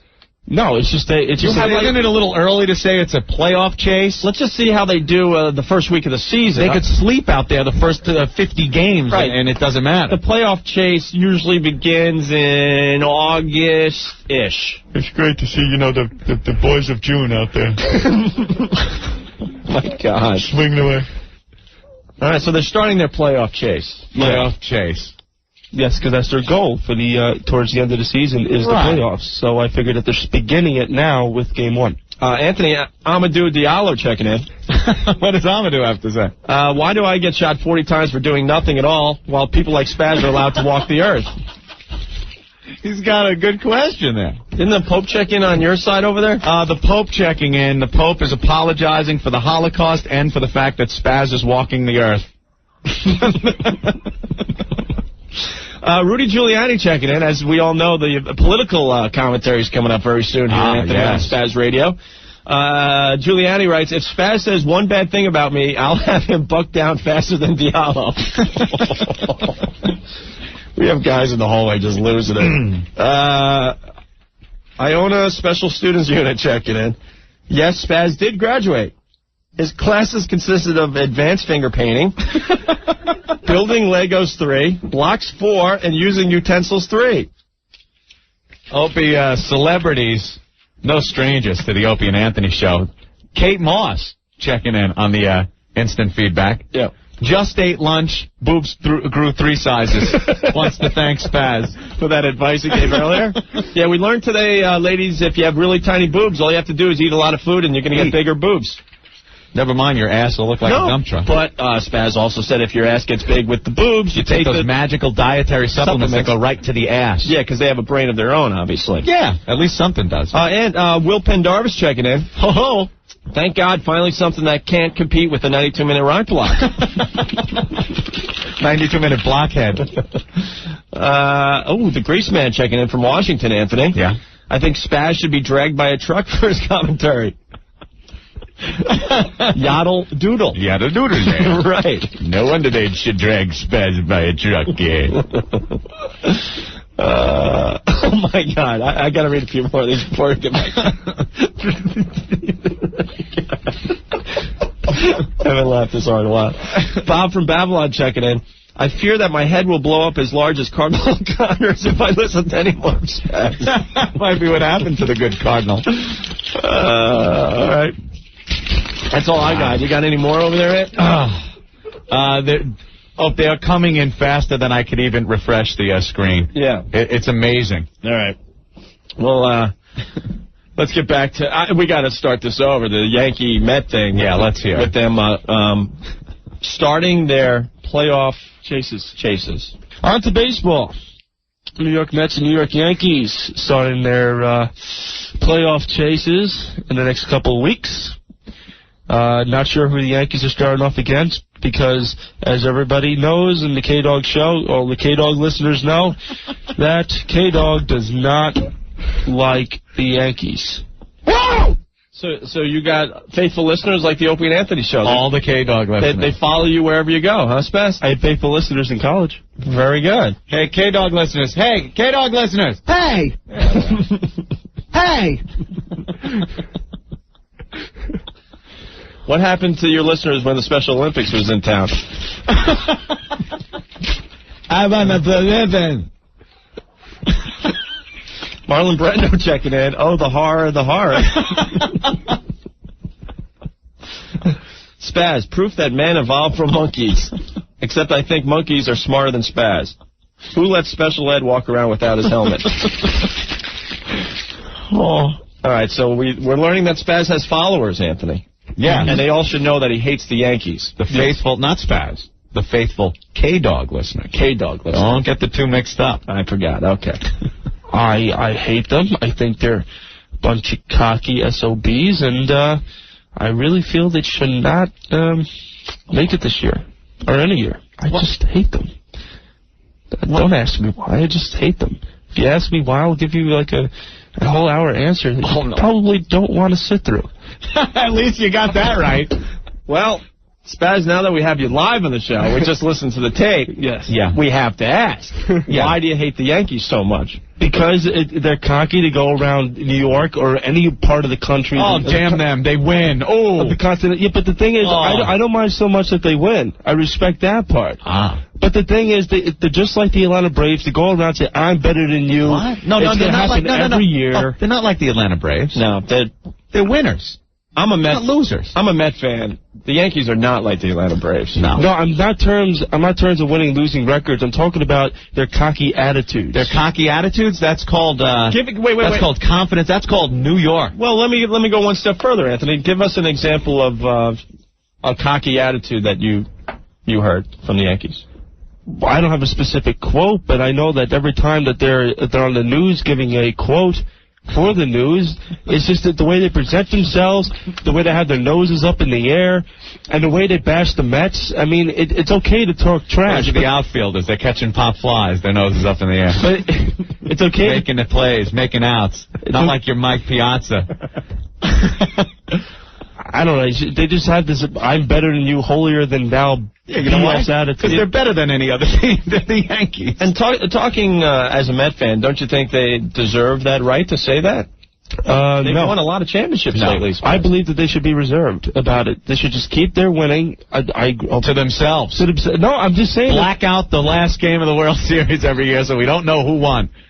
No, I'm just saying they should be more reserved about it instead of boasting and being cocky, because then it'll just come right back to them twofold. Spaz, being a Yankee hater, what do you think of Darryl Strawberry and his recent problems? Darryl Strawberry's problems, I think he should get his head together. I believe that there is no... Actually, you know what? I think there's no hope for the guy, because if he's gone back to it like 8 times, he's just going to remain a cokehead for the rest of his life. That's right. Where did he learn that? A hotbed of drug abuse, the Mets. Yeah, but see, the Mets won. A win is a win. Remember that? So you liked Darryl when he was on the Mets, now you hate him because he's a Yankee? I think that the Yankees needed ex-Mets to win. They got David Cohn, Dwight Gooden, Darryl Strawberry. They needed the ex-Mets to win. When the Yankees can't beat a team, they buy their players. Right, the ex-Mets to win. They needed the ex-Mets to win? That's what you're saying? When the Yankees can't beat a team, like when they couldn't beat Seattle Mariners, what do? They just went out and bought their players, like Tino Martinez. They went out and bought him. Why? Because they lost to him in the previous wild card game of it's called free agency. It's called every team does it. Can't beat them, join them. That's what it's called. All right. Anthony Hitler checking in. Adolf Hitler. Yeah, he's living in Hicksville now. Thank God he included his little address on his email. God damn it, I missed one.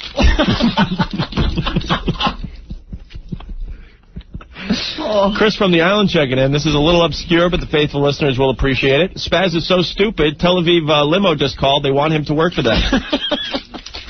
I'm referring to Andy from Jersey. Maybe Spaz's doctor can give him supplements that concentrate on growing brain cells. All right. Unbelievable. Are we continuing with our Yankee commentary on the tape there, Spaz? I believe we have just about a minute left. All right, let's go back to this. Wait a minute. Jason checking in. Yeah. Since the season is starting and the playoff race is heating up, the Yankees' magic number is down to 90.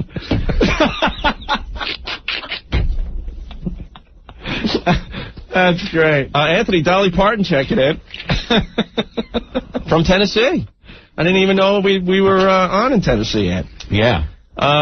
Thanks Spaz for me. I skipped lunch. Now my boobs are 34 AAA.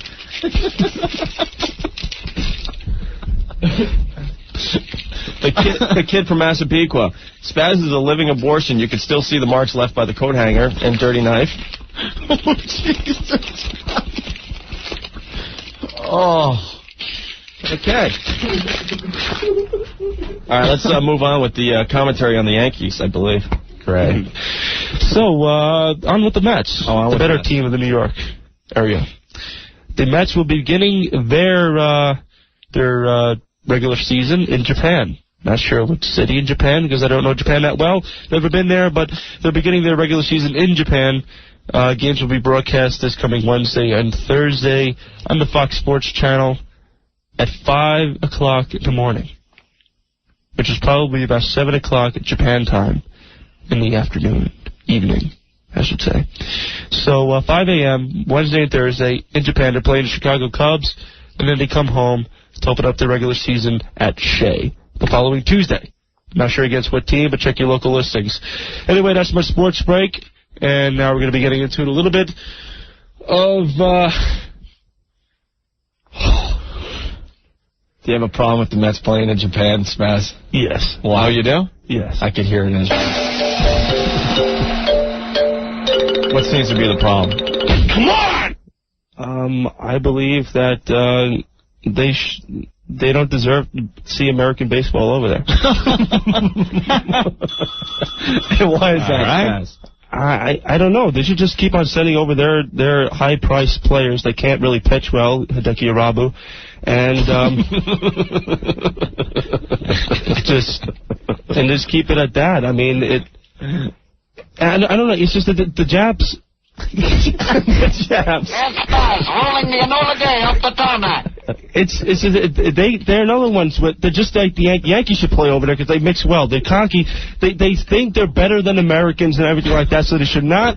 They don't deserve to see great American baseball, and our pastime should not be over there in Japan. It's wasted money. People would love to see Sammy Sosa versus the Mets in American soil. In American soil, not even on it, in it. Laid down in some topsoil, cover my head with it. Don't waste the game at the Tokyo Dome. They don't even know who the Mets and the Cubs are.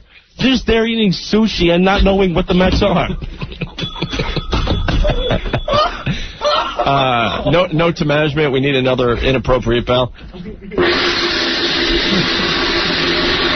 And this just in. Okay, terrific.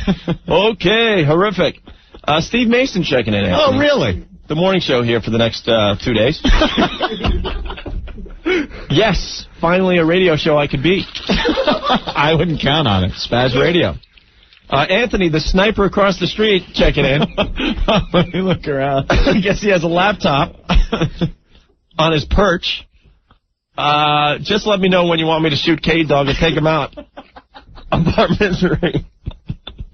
The signal will be me lighting a cigarette. Sniper, anytime you like, is the answer to that. Wouldn't that be funny if his head just exploded? All right. I guess you're done with sports. Yes. But he goes into a song here. Let's see how he intros the song, Ed. All right, a little of Sabotage by the Beastie Boys. And after that, after Sabotage, I will be sabotaging you with my political talk. Next on the K-Dog Show. Oh, yeah, get revved up. I'm getting revved up for my political talk. Sabotage, Beastie Boys, K-Dog Show, WSPZ. Whoa! Whoa! Whoa, whoa, whoa! Hey, he's the biggest dumbass in town. Spaz Radio. All right. Hey. And we got to take a break. Do we have to? The political commentary's next. I can't wait. And right after Spaz Radio, we're going to debut 2 more songs for the Most Offensive Song Contest. Mm-hmm. If Psycho Mark's around listening to the show, I need him to come in here and edit this one song so we can get it on the radio. I'm Horny for Little Girls by Q. What has to be taken out? Twat? And Heine. Heine. Yeah. Because of the context they are used. You could say twat, you could say Heine, but... Yeah, you can't use them in the context of the song. No, not at all. So we'll clean up the song, make it airable. The last break of Spaz Radio next, and more of your phone calls and feedback. Yeah. 212-757-1027 is our phone line. Opie. You scum. And Anthony. Your new name is Dick. Opie and Anthony. What changed you into such demonic little bastards? 107. WNEW. Hey, this is Jim Brewer, and I've been up since, I don't know, yesterday. And the only thing that gets me going, Hammer, is Opie and Anthony on Talking 102.7 NEW. Hammer, I gotta pee. Brewer, where the hell are you, Brewer? Yeah. I have to apologize to him. I guess we talked about it. He called my voicemail, wanted to come in with some beer.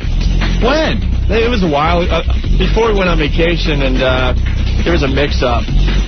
So we blew off a chance to hang out with him again. That kind of sucks. We really, really like him a lot. He's a pisser, man. And Psycho Mark went into the other studio. Yes. With one of the NEW censors. Yeah. To clean up, thank heavens for, what was it called? Horny Girls? Little Horny Girls? Whatever. A song we're going to play for the Most Offensive Song Contest from Q.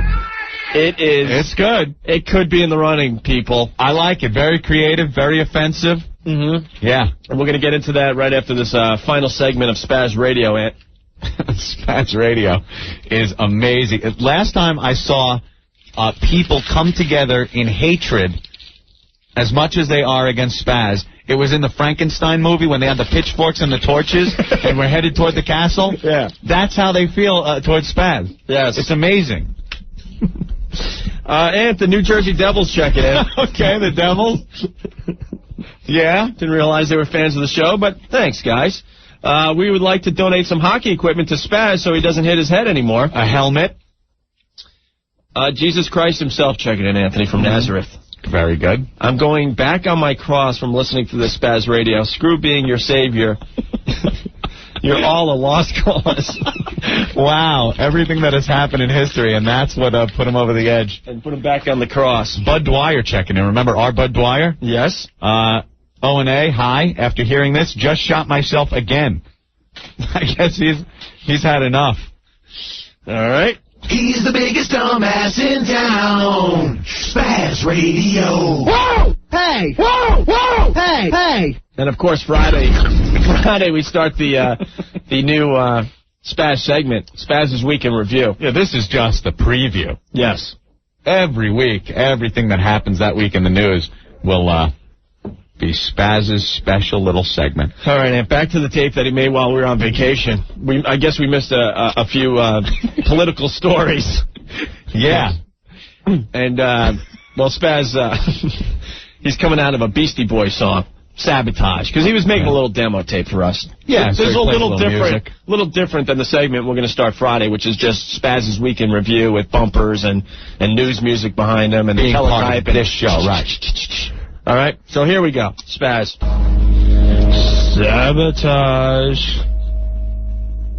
by the Beastie Boys. One of my all-time top favorite songs, along with No Sleep Till Brooklyn, What You Want, and Fight For Your Right to Party. But it's nothing to party, because now it's time for the very serious political talk. Very serious. K-Dog here on WSPZ, the only show to be here on Saturday nights. And my little political commentary is going to be sparked by a little article I read in the paper about Mayor Giuliani commenting on the latest shooting of an unarmed black man, the third in 13 months. And Giuliani is... Got to get that average up, right, Spaz?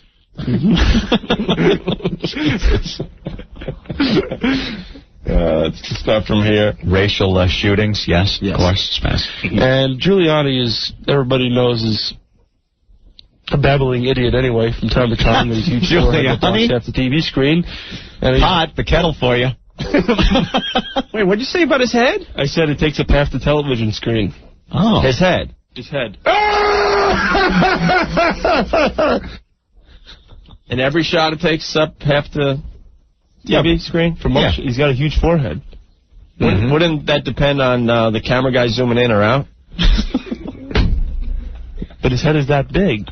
But he has one of these strange heads that no matter what angle they're shooting it, it's always going to be half the TV screen? It's rhetorical. It's a rhetorical head. I was just trying to make a joke. Yeah. Sorry.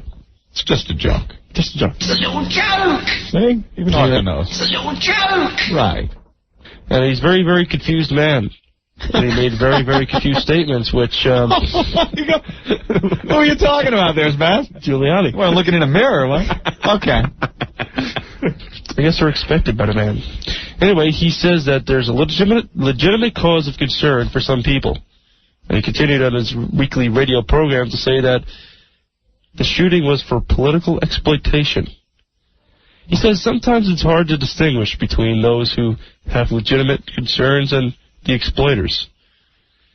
He continued on to say that, I want to assure you that I do distinguish between the two.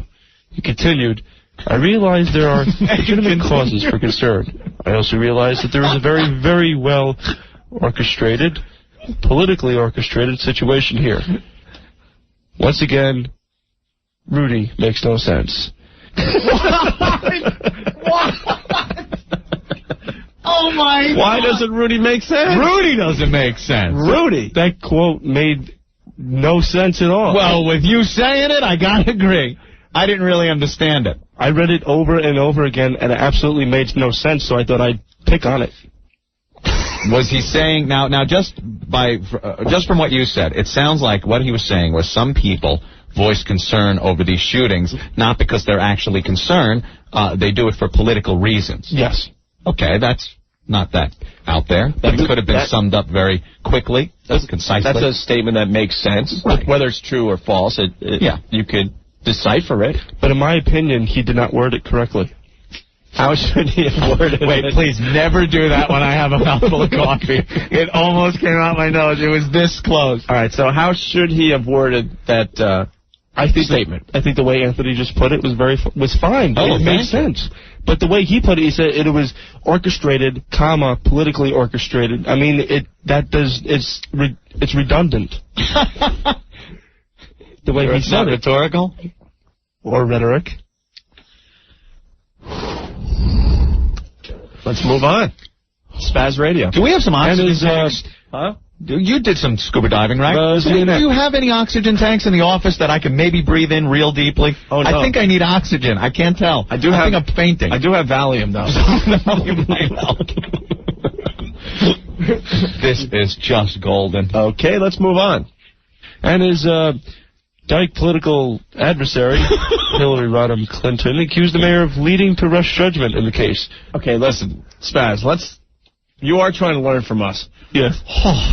Okay, if you're going to make a statement that she's a dyke, you got to kind of say, like, allegedly or something. You could get sued for that. In joking fashion, so that if you had to come to the defense of your statement, you could say, if you listen to it in the context it was stated, it was obviously a joke. Okay. It was obviously done in jest. The way you're doing it, you're talking like a newscaster here. You're talking like you're doing the news and editorializing, and you are indeed saying that she is a dyke. When we say it, well, we do say she's a dyko.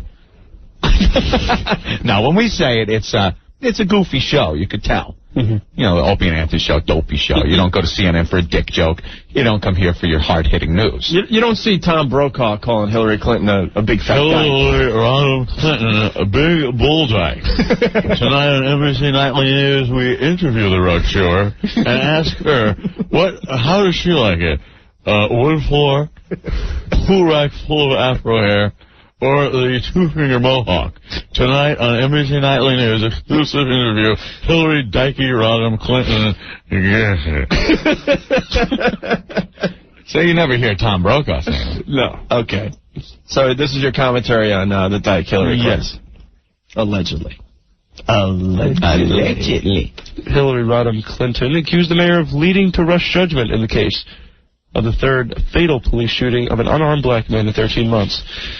Rudy Giuliani. And, of course, Reverend Al Sharpton had to make more comments, as he usually does, sticking his fat, pudgy face in front of the cameras once again to say, no justice, no peace, whatever, blah, blah, blah, same thing he always says every time he gets on the TV, which is when anytime police brutality happens. Wait a minute.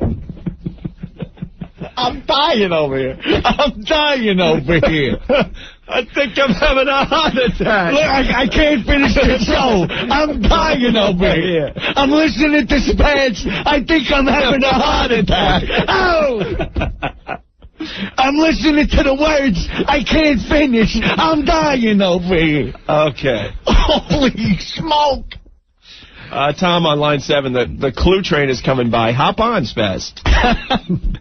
It's like a Scrabble truck, overturned on the highway, and words just go flying all over the road. So, and I'm assuming you have a little problem with what he just said. I don't know what he just said. He's talking about Hillary, and then he goes, "Oh, Rudy," and then he's talking about Reverend Al, and every time police brutality things come up there, then. I don't know. It doesn't sound like you're thought out. He sticks his fat, pudgy face in front of the TV cameras. Fat, pudgy face. Yeah, that's factual. Star Jones checking in. Oh, Star from The View. Can I eat Spaz? OJ goes right to the boobs, you know. O.J. Simpson checking in. Yeah. Got a knife?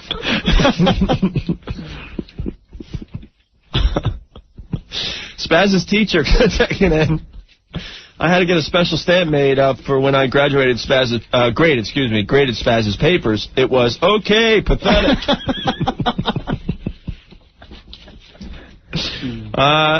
WCBS checking in, Ant. Oh, really? Yeah, Cousin Brucey just dropped dead listening to Spaz Radio. And, wow, look at this. He took the time out, Christopher Reeve, to type something, I guess. I don't know how he does that, but Christopher Reeve, Spaz, you can ride my horse anytime. King Gimp checking in once again from the Oscars. King Gimp, we love King Gimp. Spaz, I think you're my son. Hey, Ant, you're not going to believe this, but Stevie Wonder is checking in. How does he write? He writes, please, God, take my hearing, too. Okay, terrific. Okay, horrific. Whoa!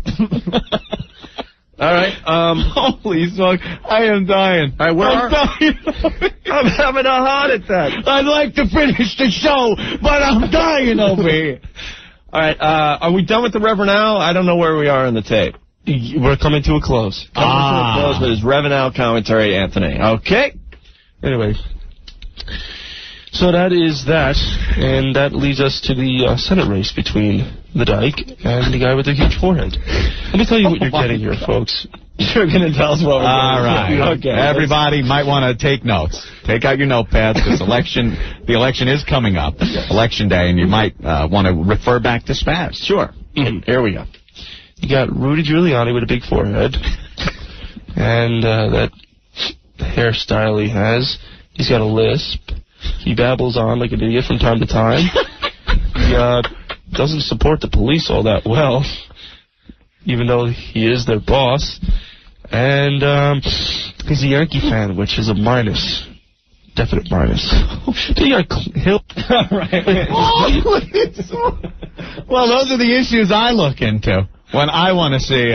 Spaz, you're a registered voter, I'm assuming? Not at the moment. Thank God. And those are the reasons why you would vote for Rudy G. No, I would see what politicians look for, and I explain this later on. All right, no. We'll get to it. If it's not something on the tape, then don't explain it now. Okay. We'll get to it. All I'm saying is that's what But you pretty much have a problem with Rudy's presence. Yes. His appearance. The way he presents himself on the television. So you think he's stupid because he has a lisp and funny hair? I just think that he doesn't know he doesn't have all of his marbles together. He doesn't know where his head is a lot of the times. And in case in point, he just backed off the Brooklyn Museum issue. Yeah. I mean, if the guy's going to be mayor and hopefully, well, not hopefully, because I wouldn't vote for the guy, but if he is going to be our next senator, he's got to have a pair of balls. Opie, wait. You don't think Rudy...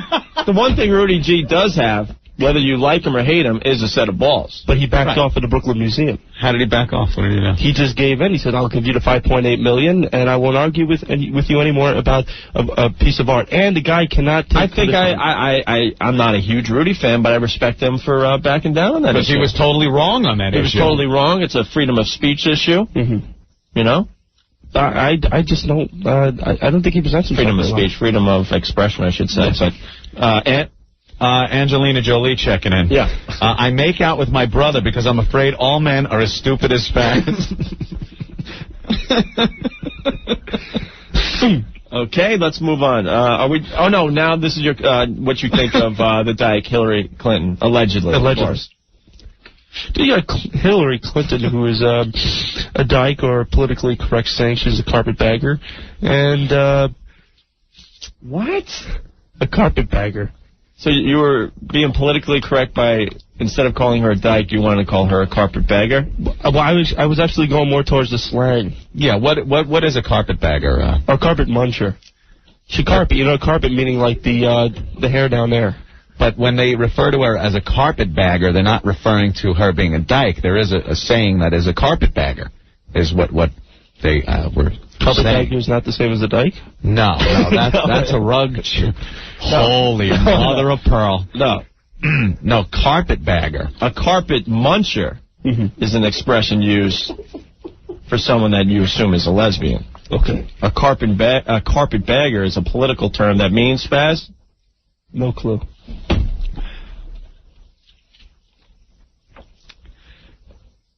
Oh, my God. Anthony, Ronald Reagan checking in. Yes. You know how they have to list from what town? Yes. The feedback? It says from, I don't remember. Well, I don't. I'm glad I will not remember this later today. Spaz is a great American. Of course, the Week in Review, it's Mr. Spaz, tear down that rhetorical. Or Mr. Reagan. Yes.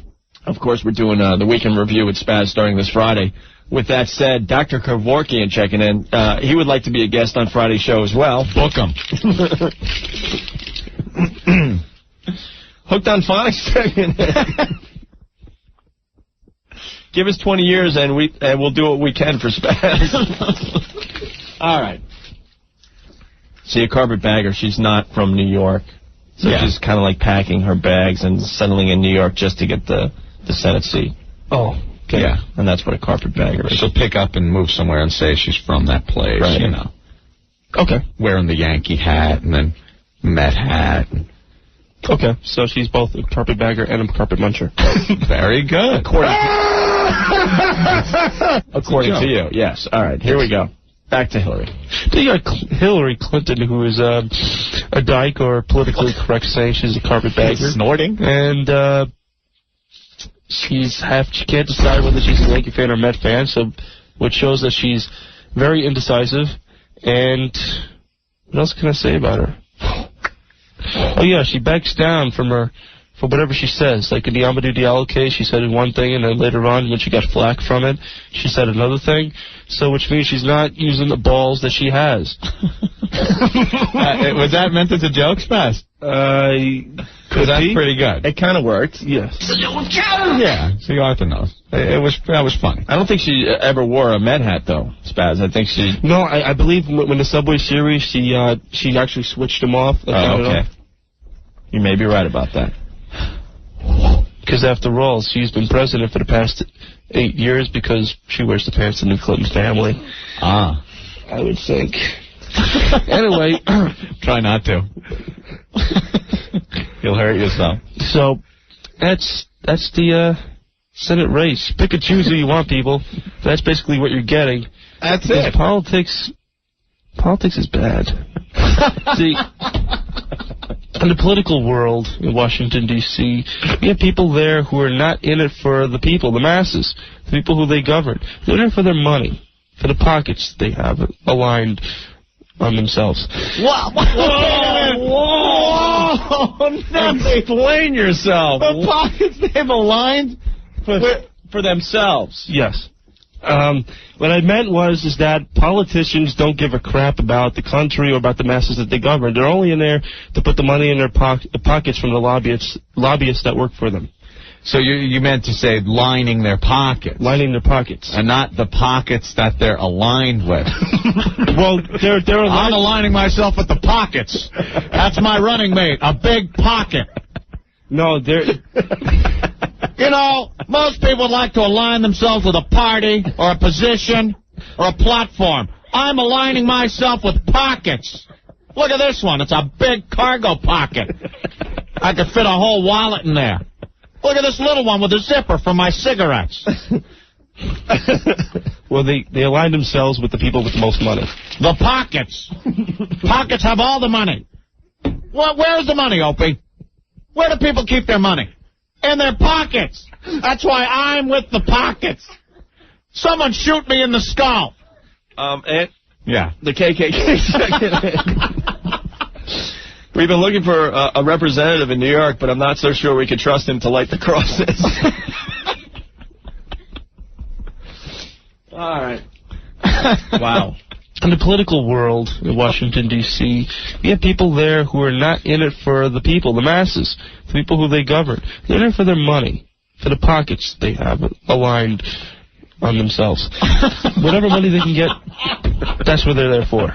See, in Washington, D.C., you have lobbyists. What lobbyists do is that they influence the person in office to go along with either side of an issue, because every issue has two sides. If one side offers more money than the other, then they will tell their senator or whatever, go for the person with the more money, even though it may not be a moral. It may not be a moral decision to make. Like, let's say you got people who want cancerous live wire lines all over the place. It has left this station. Wait a minute. It's very rare when I laugh so hard I start snorting. Congratulations, Spaz. You got me to that point. Oh, wait.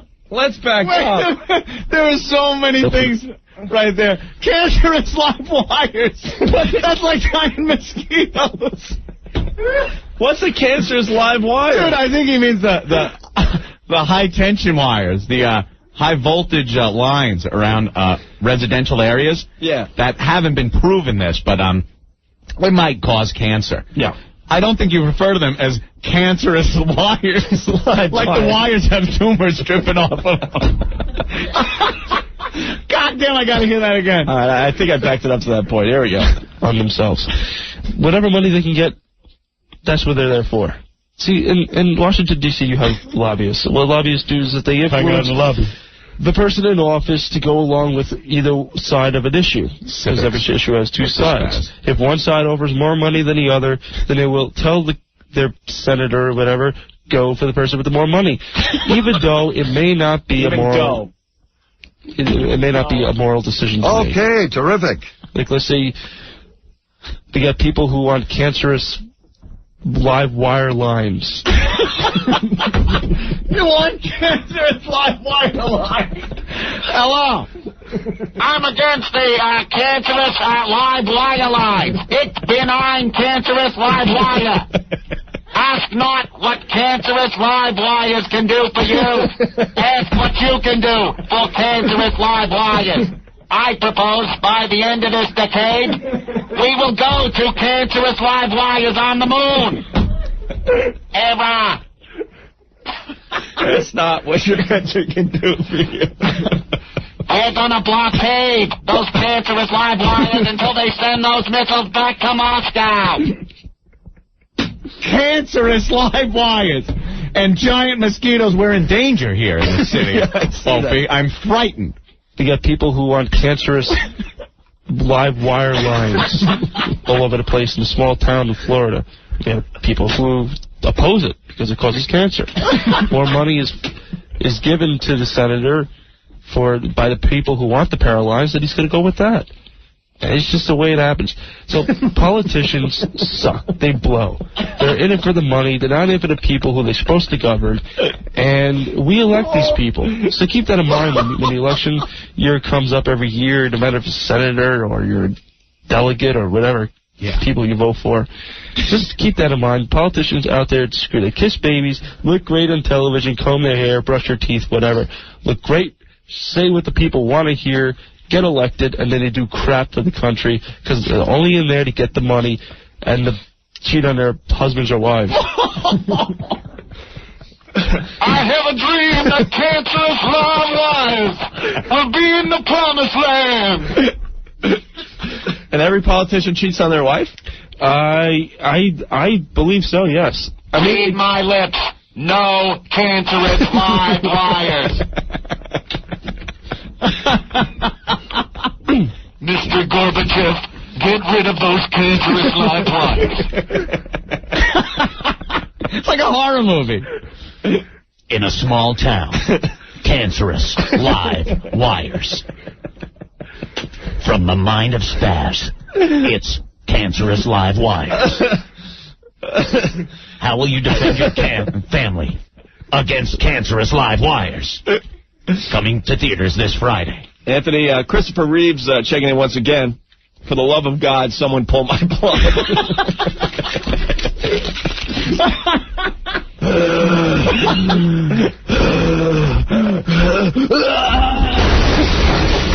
There he goes. Christopher Reeves. Oh, threw himself down the stairs. All right. Here's, I believe, the last 30 seconds of Spaz's political commentary, Anthony. They want to do infidelity and line pockets to become a thief and a whore. Don't go into... Wait, maybe we need to back it up so we understand what he's just getting a little. at. Yeah, you need a running start for these. All right, where are we? Let me see here, Anthony. Whatever. Look great.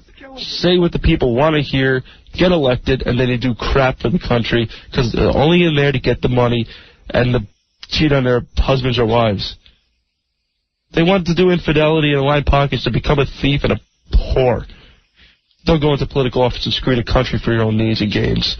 Anyway, that's Q-Dog's political commentary that you get each and every Saturday night on WSBZ.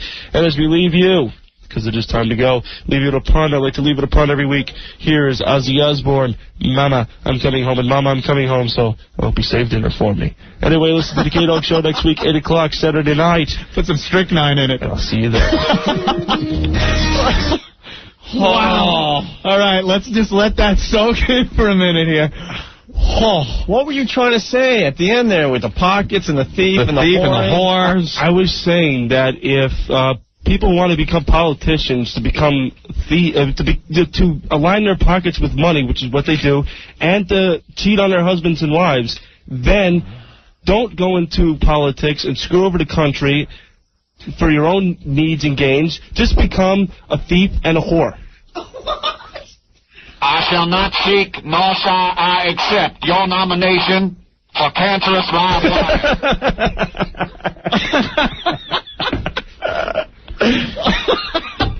Anthony, the advertising manager for Trojans, checking in. Oh, really? Yeah. He wants to use Spaz on a billboard with a picture of a condom over a caption that reads, "If you don't use one of these, you'll have one of these." Whoa! Hey! Wow.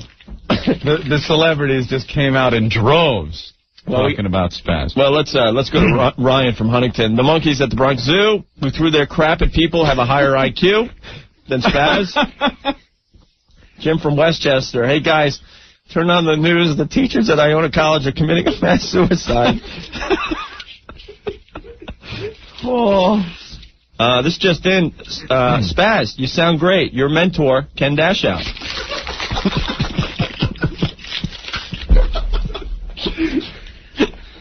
I just want to say this. You won't have cancerous live wires to kick around anymore.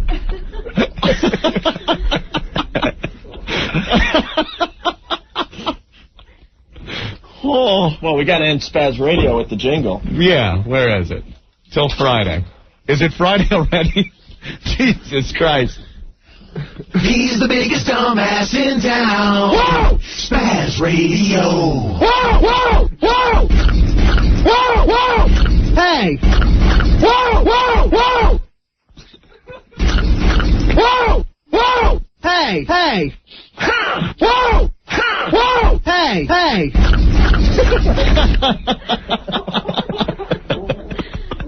Okay, terrific. Okay, horrific.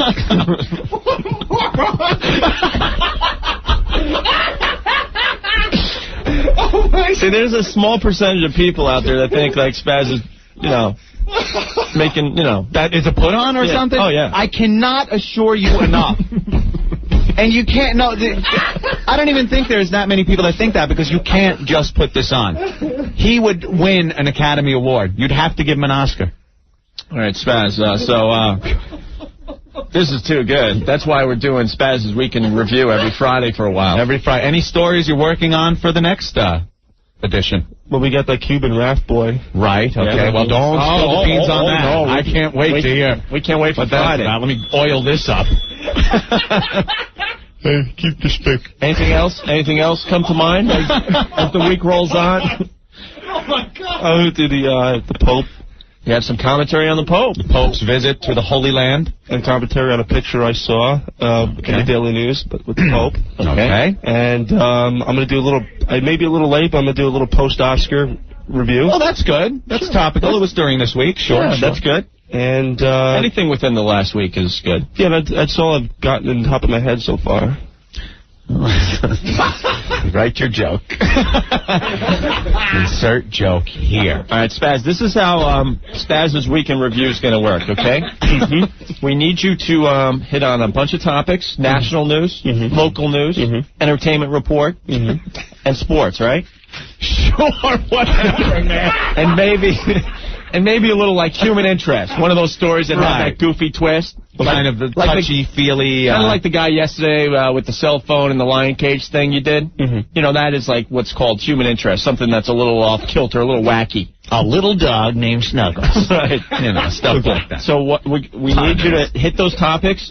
Effing ponderous, man. We need you to put the whole thing together on shortcuts in the other studio before the show. Okay. Because that's the best way it works. To give you your time by yourself in a studio, all by yourself, to lay down your week in review. Lay it down. Okay. How long should it be, Anthony? Goddamn 4 hours. What, are you kidding me? However long it takes, Spaz, okay? Okay. And we'll do the first one Friday, sometime during the show. Someone have some crack or crystal meth or something? I just got to boot up or something. Wow. And Mike from Jersey checking in. Hey, O&A, I heard Tom Likas wants to hire Spaz. He said Spaz is the key to high ratings. We finally agree on something, Mr. Lickass. George W. Bush checking in. And George W.? Please, Spaz, don't vote for me. All right, so let's hear it for Spaz Radio. He's the real deal, folks. That was great, man. I want you to hear me. I'm just going to say this one more time. I did not have sex with that cancerous live Oh, my God. From the top of the Spaz building. Someone's got to make that immediately. Yeah. Just a... From the top of the Spaz building. Spaz Radio. All right, kick ass, man. Wow. Just when you thought it couldn't get any better than what we just did. Mark, is the song ready? Yes. All right. Now, what's the name of the song by Q? I don't know. Some funny ass song. It's terrible. I don't know. It's terrible. You were laughing harder than anybody. Yeah. We have 2 new entries in the Most Offensive Song Contest. Yeah. Remember the rules to the Most Offensive Song Contest. Song has to be offensive. Yeah. That's it. And we listened to, I don't know, we were all in the back office, at least 20 songs today. They sucked. There's only 2 that made the cut today. They're coming in every freaking day, though. Yeah. And we encourage you guys to keep sending them in, okay? Try harder. But how many bleeps did we have to put in that song? I think 4. Oh, that's 4? not bad. Really? Yeah, it's I only heard like 2. Well, maybe 3. No, it needed 4. All right.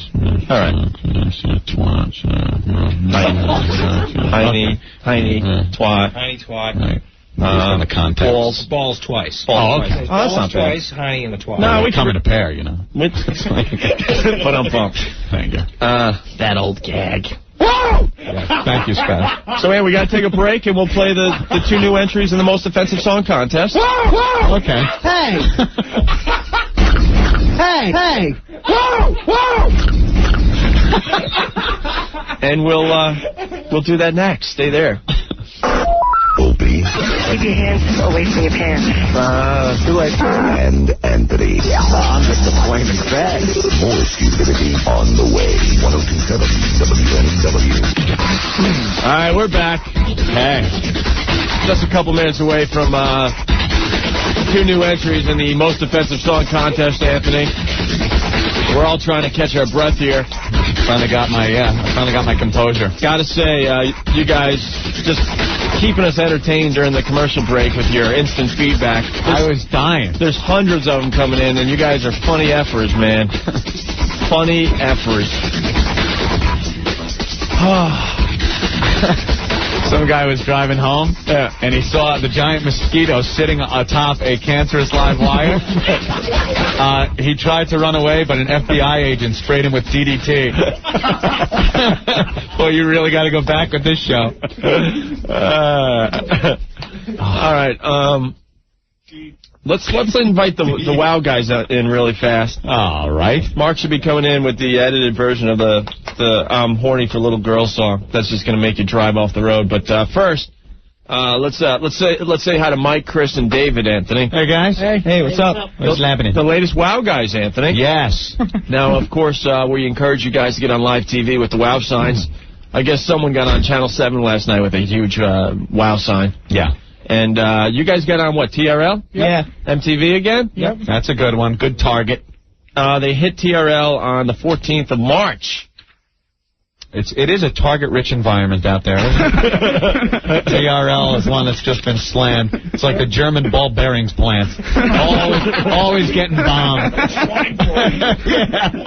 Psycho Mark, you proud of these guys or what? You guys are great. Yeah? You guys are true professionals. Hey, guys, there's your leader, Psycho Mark. Leader. The Liberator's always flying high over TRL. Hey, are these guys going to get the Psycho Mark Psychopath T-shirts? Yes. Yes. Nice. Right. Very nice. New T-shirts to give out. And all you have to do is get on live TV with the WOW sign. Yeah. Or any sign associated with the show. We really like WOW the best, but if you want to get creative, by all means, go for it. We enjoy the OK Terrifics. Those are always fun to see. Spaz is an idiot. Yeah. I'm sure there'll be Likes it with Ricky Martin. Yeah. I'm sure there'll be a lot of those popping up. And all you have to do is, prove that you were on TV. You were the person that did it. You know, it's going to be funny watching a show and just seeing a sign that says live cancerous wires. Cancerous live wires. We'll all know what it means. We'll have a few of those signs at the next road show, I'm sure. And you just come in with the videotape to prove that it was you on live TV. You come down, you get to check out the show. We give you tons of stuff. We get you on the radio, right, Ant? Absolutely. So where are you guys from, man? Hillside. Hillside? Cool. You guys want to do any shout-outs or anything? Or shout-outs, yo. It's not Hot 97 over here. Hey, very good. I like that.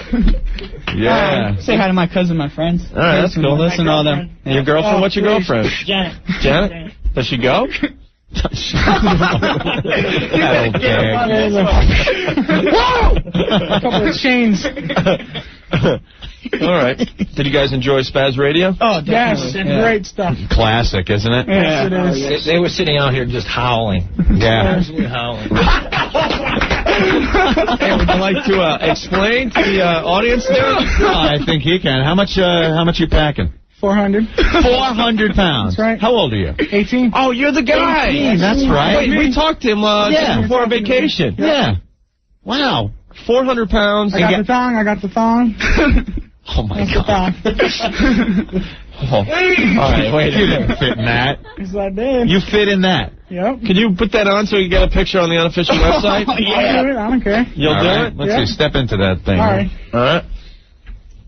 I can't believe it fits in there. All right, he's the 400-pound 18-year-old is stepping into a thong. Down like a truck. Truck. Bad luck, boy. What the hell are you doing? Spaz looking at your ass. Oh, my God. I'm not Ricky Martin, Spaz. Look at that thong. It's stretched like the cables on the Verrazano Bridge. It's just like there's quite a lot of tension on those puppies. There is. Wow. You carry 400 pounds well, I must say. Thank you. He's a very fast runner. Yeah. Oh, really? Right. Very fast. Run the mile in about an hour. Relatively speaking. I was always the last kid in school. Yeah? Yep. They used to call me in. Okay, you don't have to finish. Just come in. Oh, that guy? You were that guy? Like everyone's jogging and it's like the last guy. All right, come on I in. was trying to get the girls that walk and then they just leave you. Thank you. And then you're the last one huffing and puffing. Do you like being fat? Does it have it? But you're not going to see me on like one of the talk shows crying because I was tortured in school or anything. Yeah, not until they got to pull you out the side of the house with a forklift. Yeah, you don't want that. My nickname will become like Hambone or something. Yeah, you don't want to do that. You don't want Teamsters removing you from your own house. No. Jerry, I've lived in existence in my room, like Jabba the Hutt. You know, you don't want that. We might have found the next fat comedian. Yeah, you're pretty funny. You got some chops to you. Say, Show me pudding! Is there any advantages to being this overweight there? What's your name? Because you're Mike, okay. Scared people of me. They don't bother me. No, yeah, I bet. I don't have any you people walking up to me. And you seem pretty cool. You seem confident. Yep.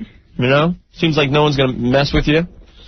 Yeah, I guess so. But, I mean, God, do you have any plans on maybe shedding some of that? Yeah. Yeah, I don't want eventually. How much is your brother weigh? No, I was nervous. I don't have a brother. Because I said, I was like, yeah, I have a sister. You ate him, didn't you? She's just as big as me. You have a sister that's big as you? Not really. How big is she? Well, she had a baby, so that's why she's big, but... A baby? She's not like 400 pounds. She doesn't get in my belly. You look like a baby. Get in my belly. You look like a baby. Come here, wee man. And how much? I've got a turtle head poking out. And how much does she weigh now? She's about probably like a ton. 300. Oh, quarter of a ton maybe. Wow. And like what? Your whole life? Pretty plump. And maybe when I was like about a minute old. I was a minute old. He's like growing by the second. Stuck formula in my mouth, and then I was hooked. I got the permanent. Yeah, that's pretty funny. We gotta play the feud. So what do you have for breakfast, Mike? Yeah. Normal, whatever's in the fridge. Yeah. Normal for you might be normal, not normal for everybody else. Twinkies. Yeah. I don't know. I'm going through bad times here. What, Twinkies? You like them? Yeah, you gotta watch that. It seems like your buddies are cool to you, though, huh? Yeah. What are they gonna do? He'll kill them. Look at him. I'll turn them into puddles.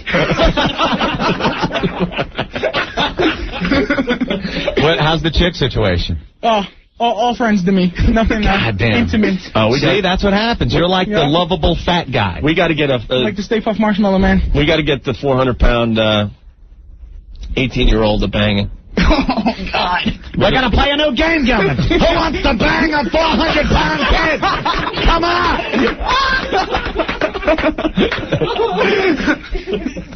Where's the inappropriate bow when you need it? There you go. There you go, man. Hey, Mitch on line 4 wants to ask you, when was the last time you ate? Before I came here, I had a nice long walk up here. Oh, man, never again. Nice long walk into the elevator. My town's like 2 miles. I walk like 18 coming up here from 33rd Street. Yeah. You walked all the way from 33rd? Yeah. So you're feeling a little thin right now. Yeah, I am. Probably shed off like 5 pounds. I wish. 5 pounds? Yeah, I wish. That's a good start, maybe. You think we could get him a banging? Probably. Probably. He should be the stack of 2 guy over here. I don't know. I think it needs a stack of 4. You gotta burn a lot more than fat. Wow. You know, you ought to do something, though. I mean, just the fact that we can't afford to lose any listeners. Yeah, we need listeners. You know, so. Every day we tell them. You know, you're 18 and stuff. It might seem like, only old fat people croak. But, you got to watch that. Let's ask his buddies, Chris and David. Does he eat a lot? No, I eat more than him. Yeah. You eat more than him, and how much do you weigh? I weigh 195. Man. What is it? Like, what? It's metabolism. I have a slow metabolism. Slow metabolism, not a slow jaw, though. Yeah. Chewing that food. Like a wood chipper. Yeah. Pencil sharpener. Yeah. I don't know. You're not the guy at lunch at school and stuff with the tray packed with stuff? Extra fries. I remember some guy at my elementary school. He was huge. I mean, probably like bigger than you. Yeah. And he used to carry the tray with one hand, and it was just piled with food. And then those little pint things of milk would be lined up his arm, like from his hand. I swear, his hand all the way up his arm. His name, what was his name? Eric Cafiro. And he lost the weight. He came in like junior high the next year over the summer. He shed so much weight. We're like, who the hell is this? And he felt good about himself. Then he got hit by a bus or something. I'm kidding about that. But, you ought to do something. Are you that guy, though? You pack out? Yeah. I can't believe you eat a normal meal. It's not like I splurge. What do you eat? What's breakfast for you? You know, if there's like eggs or something, I'll have like eggs, toast, whatever. Eggs, the chicken it came out of, what? No? Go to McDonald's and wipe them out, ask for everything on the menu or something. You eat fast food a lot? Yeah. Yeah, see, that's not good. Yeah, but I'm telling you, part of it is hereditary, because there's no way I could get that big. There's no way. If I ate 24 hours a day, I would not get up to 400 pounds. No. His parents are skinny as hell. Yeah. His parents are skinny. Yeah. What about, like, grandparents? Does it run in that? They're skinny. On my mom's side, yeah. I don't know. I don't remember any of them. Those cancer wires. Hey, that's pretty fun. Mosquito picked them up and took them off to Spaz's land, wherever that is. Out on the cancerous wires. Anthony, Richard Simmons checking in today. All right. Please have the fat kid eat Spaz. Spaz getting my belly. That's like an appetizer for me. Let's see. Anthony on line 2 wants to know, when was the last time you saw your junk? I don't know. Yeah. A while ago. Yeah, that's got to suck, huh? Yeah. Oh, we got to get him a bang, and look at him. Who's it? Like desperate or something? Yeah. Don't be shy about it. Don't be shy. Don't say, don't try to be the man. I'm not desperate. Look, when was the last time? Never. Okay. Yeah, I know. Never. That's desperate. That's desperate. See, I never had it, so I wouldn't be desperate because I don't know what it's like, so. Oh, believe me, just imagining that is enough. Right? Please. We all know about that. You get like some sick fetish. So, something. I don't know. There's probably I know there's guys out there that are chubby chasers for chicks. Maybe there's a chick that's a chubby chaser for a guy. Yeah. Seems like a cool guy. He's the best. Yeah. He's the best. How do you know? I've been friends with him since we were in... for how many pounds? Since I was about 5 pounds, 10 pounds. 5 pounds. Let's see, he was about 15 pounds in like first grade. I was about 45. Yeah. I like this Mike kid. It's pretty funny. Yeah. All right, listen, we're gonna have to take a break. You guys get out. I didn't hit you in the head with a whiskey bottle. Ever. That's funny. It's comedy, turning tragedy into went downstairs comedy. and smoked his spliff. I learned it from you, okay, Dad? I have the permanent munchies. That's why I'm big. Yeah.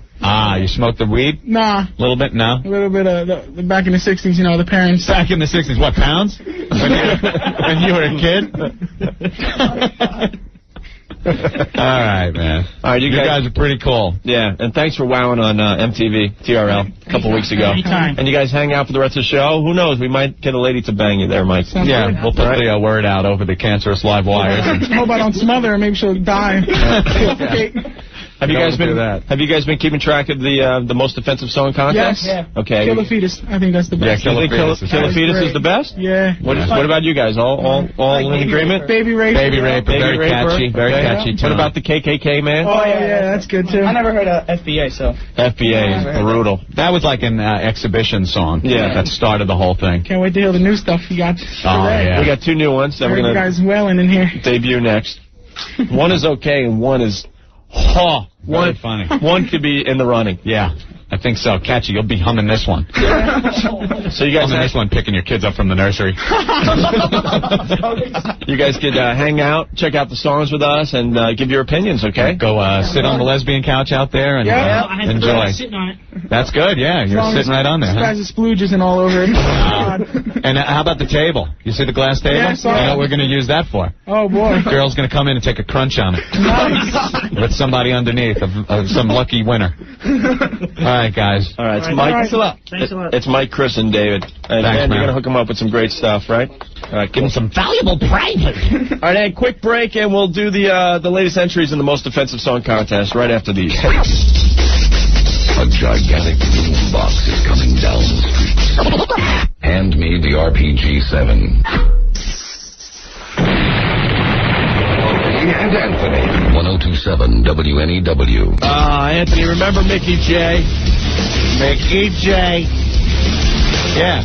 That was my pal. I remember him from the old BAB days. He was considered the mayor of Montauk. Yeah. He was on my old radio show all the time. He was a nut. Well, I've gotten a bunch of email from people that remember him from the old days. Uh-oh, wait a minute, you're talking a little weird. And they say that Mickey J passed on, Anthony. Oh, no. How did it happen? I guess he went swimming. No, really? This past 4th of July. Oh. And Mickey J never swam. Oh, no. And the rumor is he has passed on. Oh, no. And I've been trying to confirm it, but I haven't gotten an answer yet. That's right. I hope it's not true, because I love him. the guy was a character. Give my condolences. All right, listen, cut it out. He was my pal, you ass. All right, Anthony, we got a couple new entries in the most offensive song contest. Yes.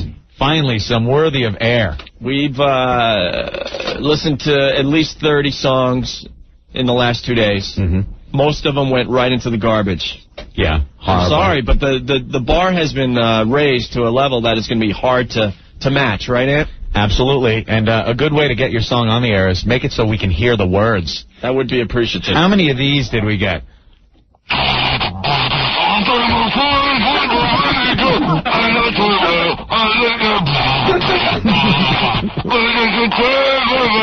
It's like, wow, you might have been laughing recording this, but, you know, you can't understand a word you're saying. It doesn't have to be good, musically. It's just got to be offensive, and we got to be able to hear it. We've slam dunked so many songs into the wastebasket. We're 2 seconds into hearing them. Yeah. When we hear that... Oh, great. The guy decided to put the distortion all over his guitar, the vocals. What is he doing? All right. So we can hear it. These songs are an example of being able to hear it, being offensive. Yeah, the song I'm going to play barely made the cut. I'm going to be honest with you. Yeah, see, the other ones were so utterly bad that this one actually squeaked by. Barely. I'm not going to lie to our listeners. It's really not that good. This is kind hear it. This is kind of the warm-up song to the one we're going to play in about 5 minutes called "I'm Horny for Little Girls," which That's a good one. Which I think could be in the running. It's a contender, Rock. It's definitely a contender. Yeah. But the one we want to play right now. Oh, sucks monkey ass. Well, it's it's a song called "Newborn Baby Soup." Ah. And they wrote us a letter, Anthony. Yeah. The guys in the band. Dear O&A, Newborn Baby Soup is our entry in the most offensive song contest. Dear Casey. Right. I am equally proud and horrified that I was able to write a song such as this, and I have you sick Fs to thank for it. Anyway, In for a penny, in for a pound. The name of the band is WA, which stands for We're All of Us Going to Hell. We're all of us going to hell. That would be the dumbest thing I've heard all day if we didn't do Spaz Radio. I was going to say, is Spaz the leader of this band? The name of the band is WA. There is no actual pronunciation of the name. Rather, it's the sound made by the surprise cake on the Little Rascals episode. WA. Okay. WA is Attila the Pun on lead vocals, Billy Caligula on lead guitar, Jackie Ripper on rhythm guitar, Very funny. Al Hitler on bass, and Genghis Bong on drums. We would be honored to play at your next road show. That is if lightning doesn't strike us dead first. So with that, Anthony, please hang on for the next one, but this is the warm-up, okay? All right. This is Newborn Baby Soup by Wheat Wah.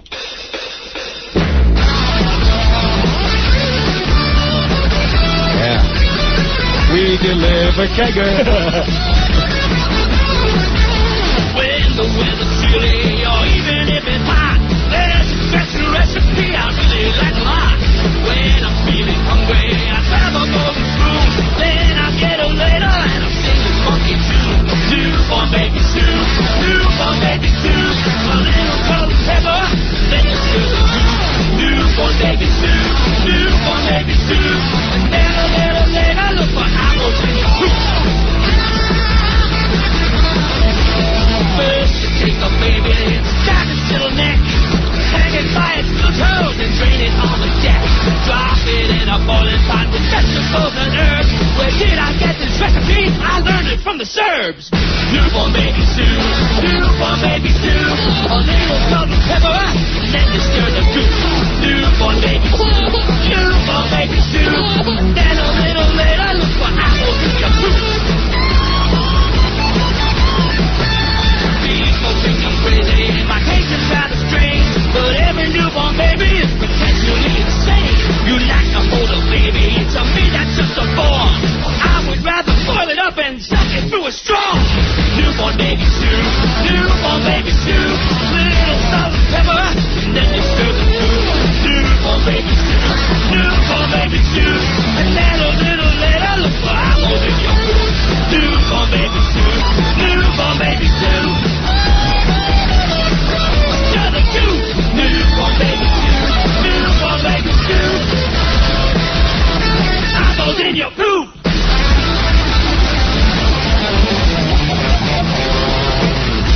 Okay, terrific. That's okay. Newborn Baby Soup. Newborn Baby Soup. By Wah. A lot of people already checking in saying the song is horrible. Song is horrible. This was the best one we got since we went away on vacation until this next song was handed to us during the show today, Anthony. I think they, Nick from Elmont checking in, not good enough. Not good. No. I think they were concentrating a little too much on the music, making sure the harmonies are good. Well, it's an example of a song that almost made it. Let's put it that way. I mean, the music was kind of on. Quality-wise, very good. Had a catchy little hook. Yeah. They were almost there. They were almost there. Almost. Very close. What about the guys, Mike, Chris, and David? What do you think, guys? All right. It's all right. Yeah. It sucked. It's a little catchy. See, it sucked. It's all right. But all right isn't going to do it. It's not a winner. Yeah, you're going to... Little country, yeah. It's not a baby raper, right? No. You're going to have to gasp when you hear the winner. That's what it is. The winner is going to have to make you go, oh, my God. Well, let's go to the phones, Anthony, before we play the next entry. A song called I'm Horny for Little Girls. Yeah. Danny, what's going on? Hey, O&A. How are you today, Danny? All right. You know what? These guys really taking the rear like you guys real hard. I got him again. It's the take it in the rear guy. Yeah. All right, man. Can't get enough of the take it in the rear guy, Anthony. He loves saying we take it in the rear. Thank you, take it in the rear guy. Bob, what's going on?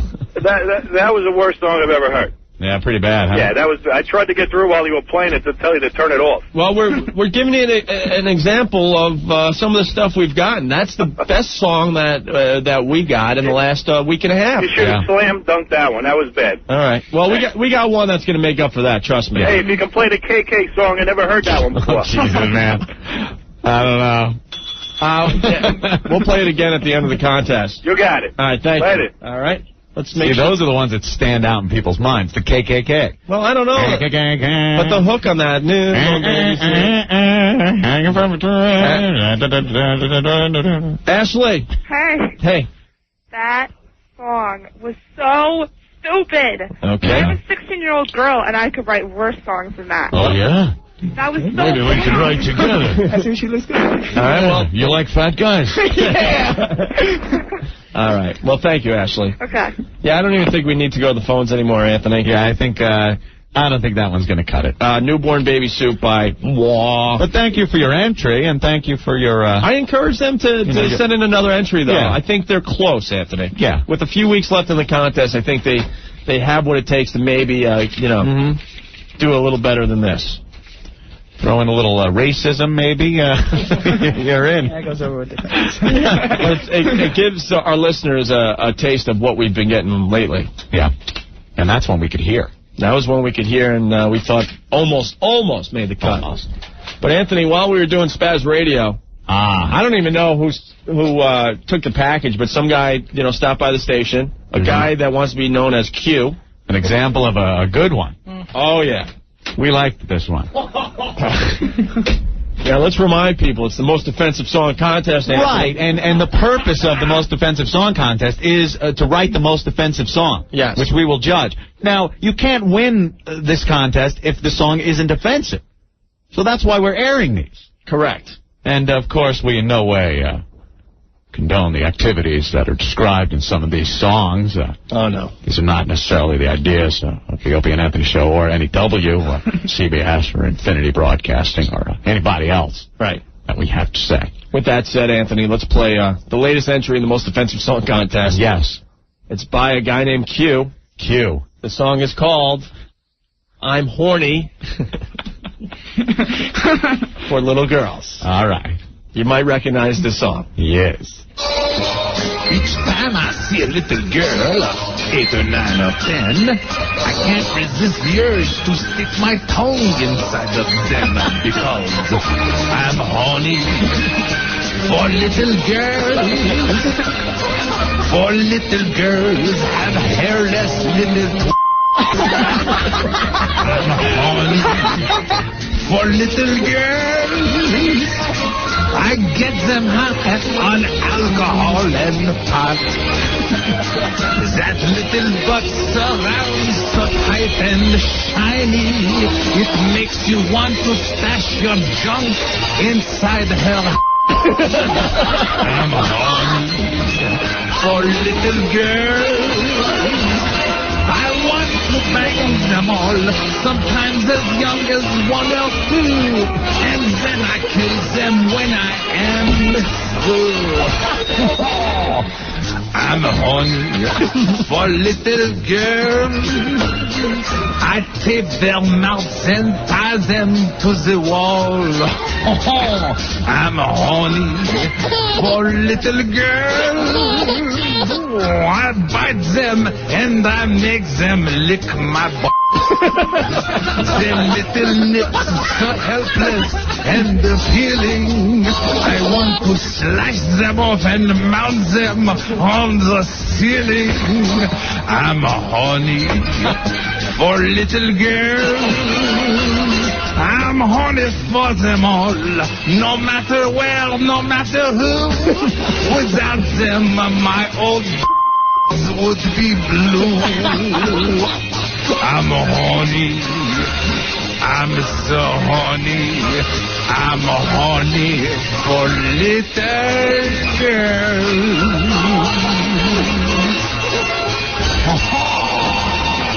Come sit on my lap, little girl. I have some candy for you. Okay, terrific. Okay, terrific. Oh, my God.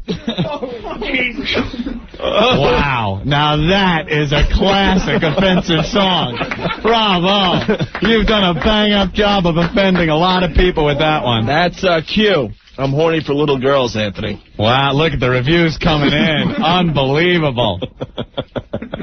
Well, let's go to the phones here. Lewis. Oh, my God. Ding, ding, ding, ding, ding. We have a winner. Oh, my God.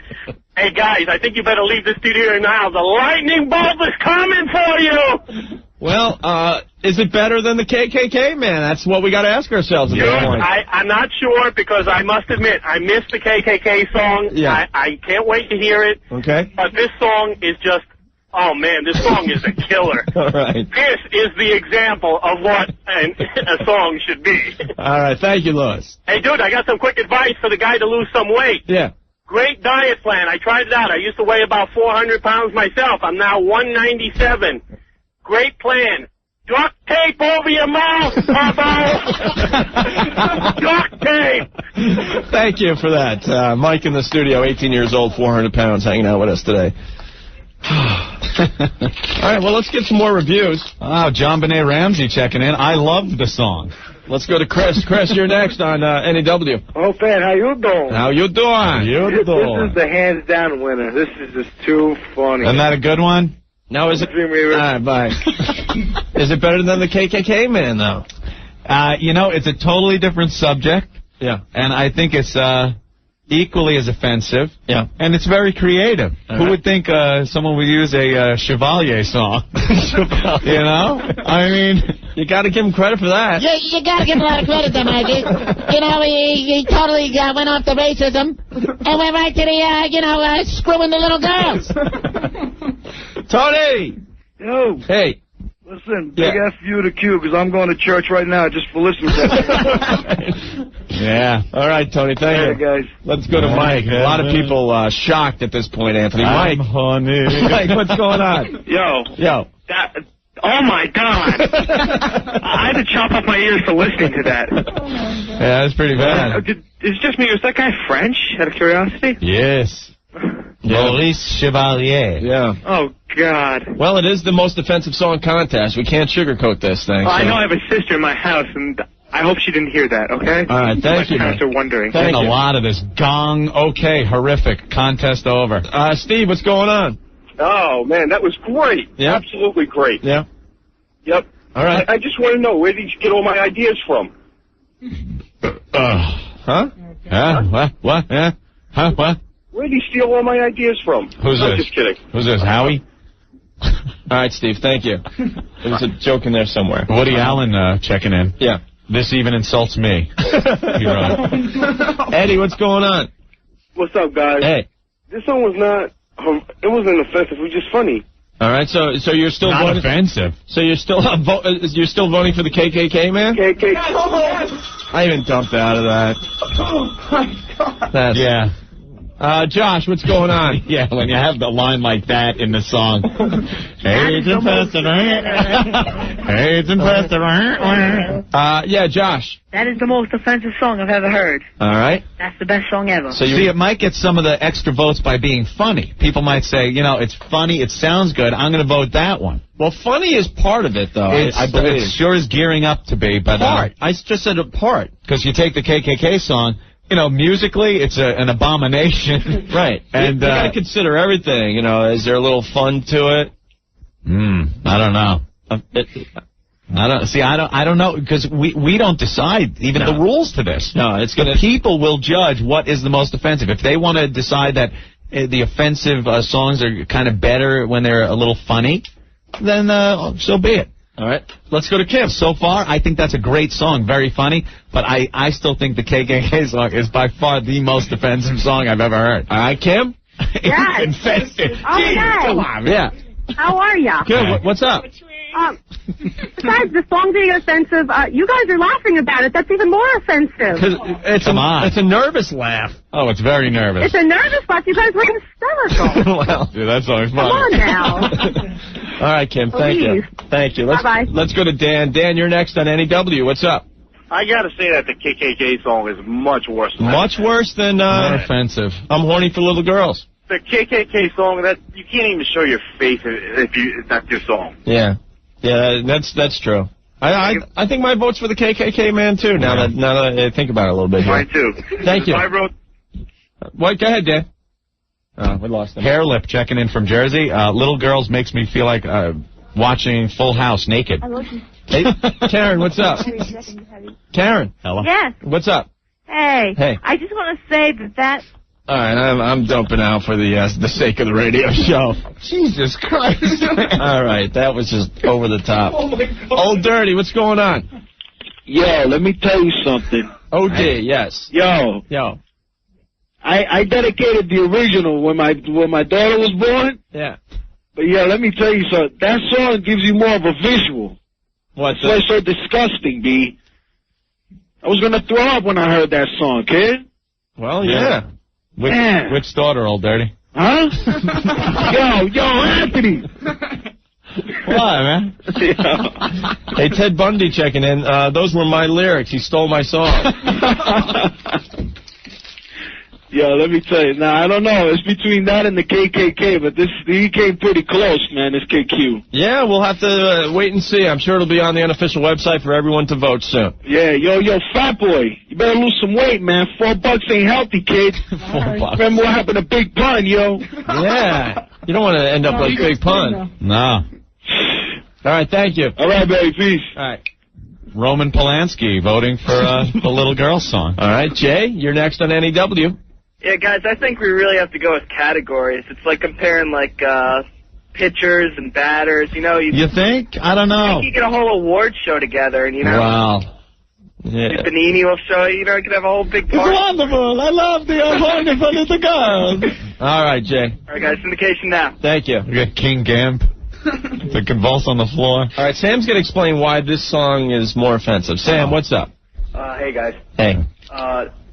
KKK Man is not as offensive as this song because it dealt with race, it dealt with the black people. Yeah. But this song is just so much more offensive because it applies to all races. A wider range to offend. Yeah. Yes, okay. Definitely. All right. I see. Why, you're saying that white people or anybody else wouldn't be offended by the KKK song? Oh, well, no. I mean, it's just that more black people would take offense to the KKK Man song than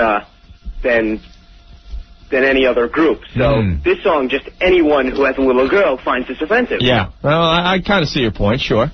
So I'm placing my vote for this song. Oh, dear. I don't even find that song offensive. Oh, dear.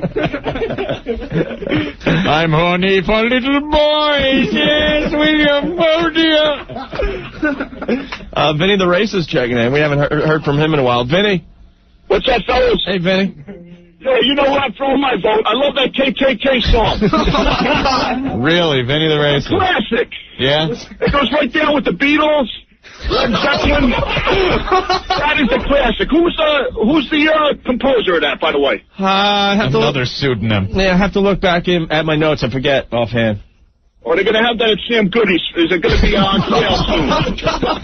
All right. I want to put in an order for 100. I got a couple of my friends that want to buy it. All right. Thank you, Vinny. Love you guys. All right, bye. Oh, please, don't. No, don't love us. Hey, Chris, what's up? Yo, what's with this song, man? What is this? What? Disgusting. Yeah, I know. Is that, what are you guys, playing some kind of game here? Why, it's wonderful. I love it. Oh, dear. Yeah, it's called the Most Offensive Song Contest. All right, you can't curse, though, all right? Oh, Dr. Smith, Dr. Smith, remove yourself from that boy. All right, thank you. That's one. All right, see you. All right, bye. All right, Ed, we got to take a break. Already? It'll be up to the listeners to decide. Yeah. Between the KKK Man and the... Horny for Little Girls. Horny for Little Girls by Q. But there's other ones in there still, in the running. Come on, Cam Concentration. Camp concentration. Why don't we take you to Camp concentration? And don't forget Baby Raper. Baby Raper. And Kill a Fetus. Yeah, yeah. There's still a lot in the running, believe me. And FBA. Well, new ones pouring in on a daily basis. Yeah. Crappy ones, but then you find the diamond in the rough. But you guys... Corny for Little Girls. Yeah, you guys got to understand, you know. You got to, like, be on the same level as this song by Q, where it's creative, clear, funny. Yeah. Doesn't have to be funny. Could just be offensive, but that one fits the funny category. That's why most of the songs end up in the garbage. Oh, what the hell? One more time. Q! I'm horny for little girls. Each time I see a little girl, 8 or 9 or 10, I can't resist the urge to stick my tongue inside of them because I'm horny for little girls. For little girls have hairless little I'm horny for little girls. I get them high on alcohol and pot. That little butt surrounds so tight and shiny, it makes you want to stash your junk inside her. I'm horny for little girls. I want to bang them all, sometimes as young as 1 or 2, and then I kill them when I am through. I'm horny for little girls. I tape their mouths and tie them to the wall. I'm horny for little girls. Oh, I bite them and I make them lick my butt. Their little nips so helpless and appealing. I want to slice them off and mount them on the ceiling. I'm horny for little girls. I'm horny for them all, no matter where, no matter who. Without them, my old would be blue. I'm horny. I'm so horny. I'm horny for little girls.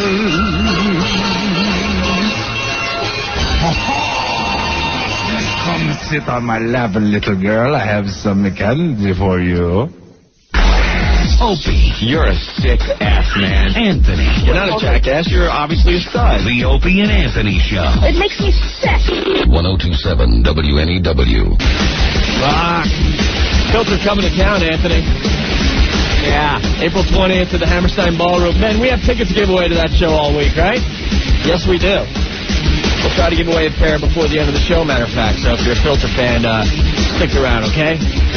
Phone's just exploding over the most offensive song contest, Anthony. Yes, the latest entry has people just freaking out. Let's go to Laura real fast. Laura, what's up? I have never been so upset about a song. Really? I love you guys. I listen to you every day. You're how I make it home every night. Yeah. But I gotta tell you, I shut the radio off. Well, you did. Well, I guess this is the winner. Well, we are doing the most offensive song contest, and like I said, I guess it's the winner then. Really? It gets your vote, Laura? Oh, definitely. But, I mean, I listened to all the rest. Even Baby Raper didn't upset me that much, but this one, this one's it. It's just how it's sung, you know, and such a happy. Oh, but still. Oh. All right, Laura. Well, I'm sorry. This is it. All right. Well, thank you. Okay, anytime. All right, Laura. There she goes, Bye. Laura. She's voting for I'm horny for little girls. Let's go to Katie. Katie, you're next on NEW. I'm Katie, man. Yeah, man. Thanks, O&A. Okay. You guys, it wasn't the worst. KKK was the worst. KKK's the I'm a worst. girl, I should know. Okay. I was at your road show. Girls cannot be abused. The girls abuse the boys here. Okay, terrific. Thank you, Katie. Hey. Hey. Hey. Whoa! Hey. Hey. Anthony. Yo, what's up? This is Anthony from Jersey. Hey, Anthony. Let me tell you something. I have no kids. Yeah. And I love you guys. Yeah. But that song is offensive. Yeah, that's pretty bad. You know, the KKK song, I don't mind that. But Yeah, of course you don't. So you would vote for I'm horny for little girls? Oh, yeah, most definitely. Yeah, all right. Well, thank you, Anthony. No problem. I don't know if we could continue with this contest. It's just getting uglier and uglier. It's supposed to, though, isn't it? I guess. I hear the song is being nominated for an Oscar, and Robin Williams is going to sing it at the Oscars. Thank you, Robin. I'm horny for little girls. Okay. Hey, Chris. Chris. What's up, guys? You're on the radio. What's up? I was listening to this most offensive song contest, and I think, I'm hearing a most offensive song contest. The song's got to shock the hell out of me. Yeah. And this thing about a French guy, wanting to rape little girls, it doesn't shock me. That doesn't shock you? No, I expect it. And then I look at the KKK song, and who doesn't agree with that song? I know, it's bad to say, but, you know, who doesn't agree with it? But then you hear a song where, you know, the lyrics... I'll go on record. I don't agree with it. Thank you, Chris. You hear the music to this other song, and it sounds like it's going to suck. And then this guy starts singing Baby Raper, and I'm laughing my ass off. I got to vote for Baby Raper. You're going with Baby Raper. Gotta go with Baby Raper. Okay. Later, guys. That gives a little explanation. You know, I think at this point, I think we've had enough Baby Raper type songs. Well, they do strike a nerve. We need you guys to spread out the topics here. What else could be offensive? What else? I'm thinking. We have the racism thing pretty well covered. We have the baby raping thing pretty well covered. What else? Camp concentration. Camp concentration, right? But that falls into, you know, racism and... I don't know. People are either upset about race or baby raping. That's it. All right. Carolyn? Yeah. How are you? I'm good. I wanted to say a couple things. First, that I didn't think that Chevalier song was so offensive, and I also didn't think that it was that creative because he already the original intention of the song was about little girls, so he really didn't take it in a totally Oh, yeah, it's just like the original Thank Heaven for Little Girls. That's sort of, you know... Which is supposed to be just some sweet little tribute or some ode to girls and how sweet they are and how wonderful a place they make the world. Yeah, it's just like it. Jesus, man. And also... And, I mean, also, in Taiwan. Anyway, the other thing that I wanted to say was that, I mean, officially, I guess I'm still considered a little girl because I'm 17. Okay. But I find that Anthony has, like, a really, really sexy voice. And That's a baby man. I like the sexy voice. Okay, well, not that voice, but one of his other voices is sexy in there somewhere. But I don't know, the whole pedophile thing. I'm sorry, I'm boring you. Yeah, you kind of are. I'm sorry, and I'm nervous, and I sort of forgot. No, you did fine. No, I didn't. Yes, you did. Let's rate her appearance. But I did have a reason. I did have another area of offensiveness that I think that people could go into. They could maybe have. They could maybe have sex with quadriplegics or people who are wheelchair bound against their will. It's taking a while. Man, off the edge of the table. I know. Whoever sees that one coming. Carolyn, thank you. Well, at least I didn't get hit by a train. No. Oh, no. Oh, no. Not worth the train. All right, thank you. Oh, nice. Slam, yeah. All right, we hung up on her. Green, what's going on? Hello? Hi. I still got to go with Camp Concentration. Because the other one's like, the other one, KKK Man, he's like the N-word and everything, and has to like use like shocking things to make you offended. The Camp Concentration is about the cheap Jews. And also, if you remember what Anthony said after the first time you heard it, the papers line, that's it right there. Yeah, yes. Okay. Go, Anthony. All right, so Green, you're voting for Camp Concentration. Yeah. Stop Houston. Bye, guys. Thank you. All right, Ant, let's move on. Yes. In the studio, we got Bill. He's been waiting for like 2 hours. Oh, Bill. How's it going, guys? He arrived when we started Spaz Radio around 4 o'clock. Oh, yeah? Yeah. Yeah, a little while ago. Now, someone's got to help me out with this story. Dix Hills. Some guy killed himself. Oh. Bill, do you know the story? Yeah, well, it started out real early in the morning. Oh, you're not a newscaster. Can we get Spaz to tell the story? I'm sorry, I can't keep up with Spaz. You can put the headphones on there, Bill. All right. So, what happened in Dix Hills? Yeah, I guess this was a huge story when we were on vacation. Yeah, you guys are away. I called up Rick on Friday and told him about it, but all right. The guy was up on his roof just screaming, ranting, raving, had guns shooting in the air.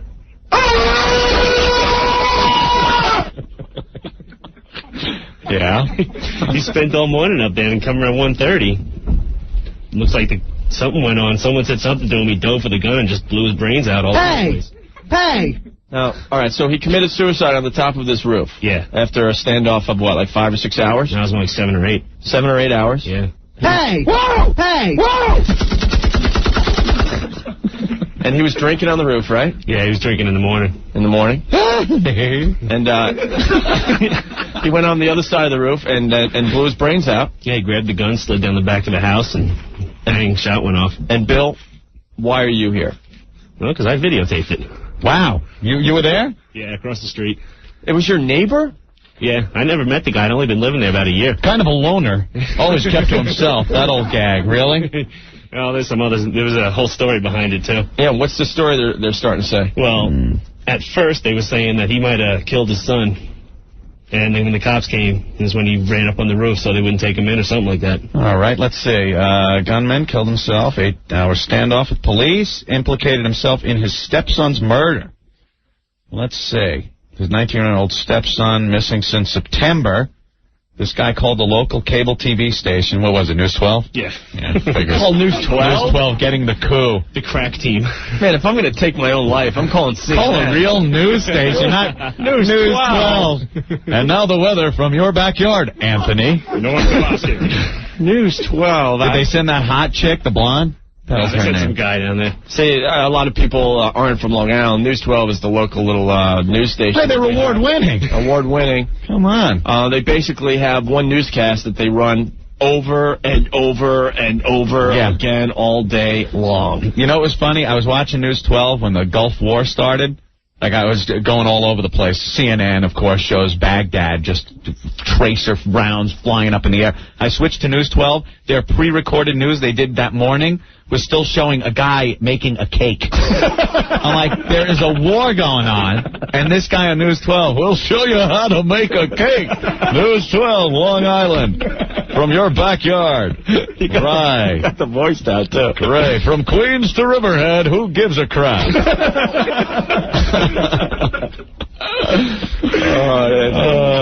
So he calls News 12.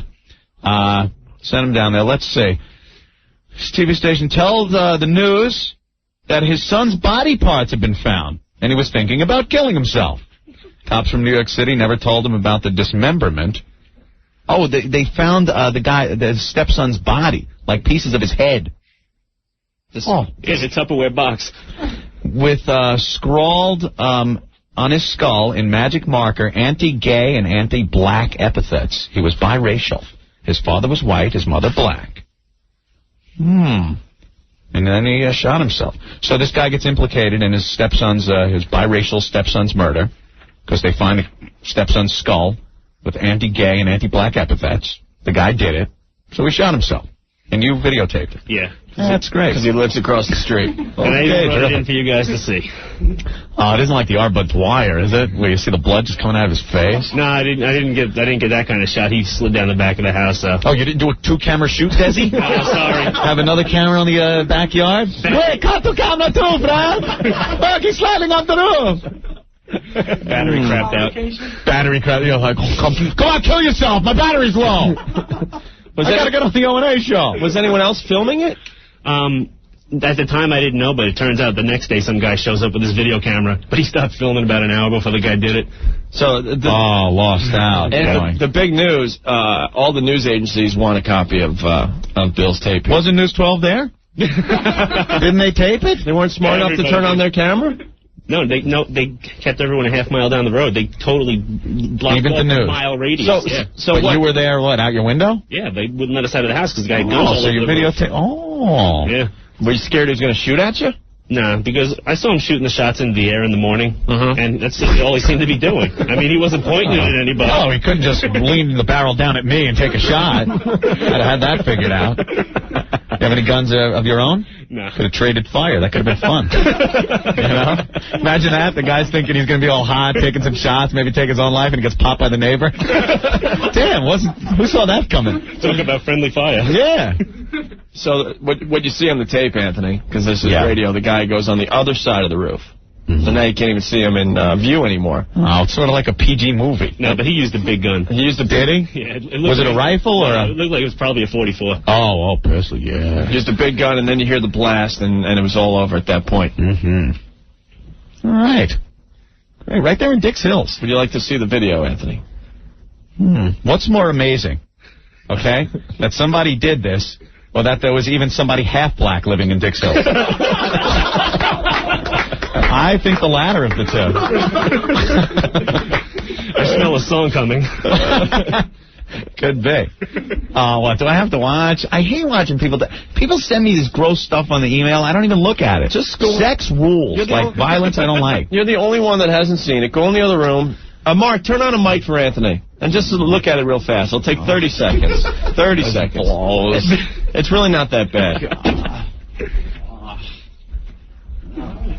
Anthony going into the other studio. Psycho Mark in there with Bill's videotape of the guy blowing his head off on top of the roof. What the hell was that? Hey! Hey! Oh, Jesus. All right, Anthony, you're in the other studio. I see that? Yeah. Okay. I'm eagerly awaiting the... All right, Psycho Mark, start the tape for Anthony. Okay. Anthony, explain what you see. I can't hear you. All right, the guy, I'm seeing some woods, some wooded area. Is that the guy? Oh, on the roof, right. It's through the trees. All right. Here it comes. Would you use a tape that you used to tape ESPN? No, it's the recorder. You didn't see him. Okay. You didn't see him, but you hear the blast. Wow. Yeah. Pulitzer Prize winning footage there, pal. Thank you. Almost as good as the Zapruder film. Can I be the reporter on Spaz Radio then? All right, and coming back into the studio here.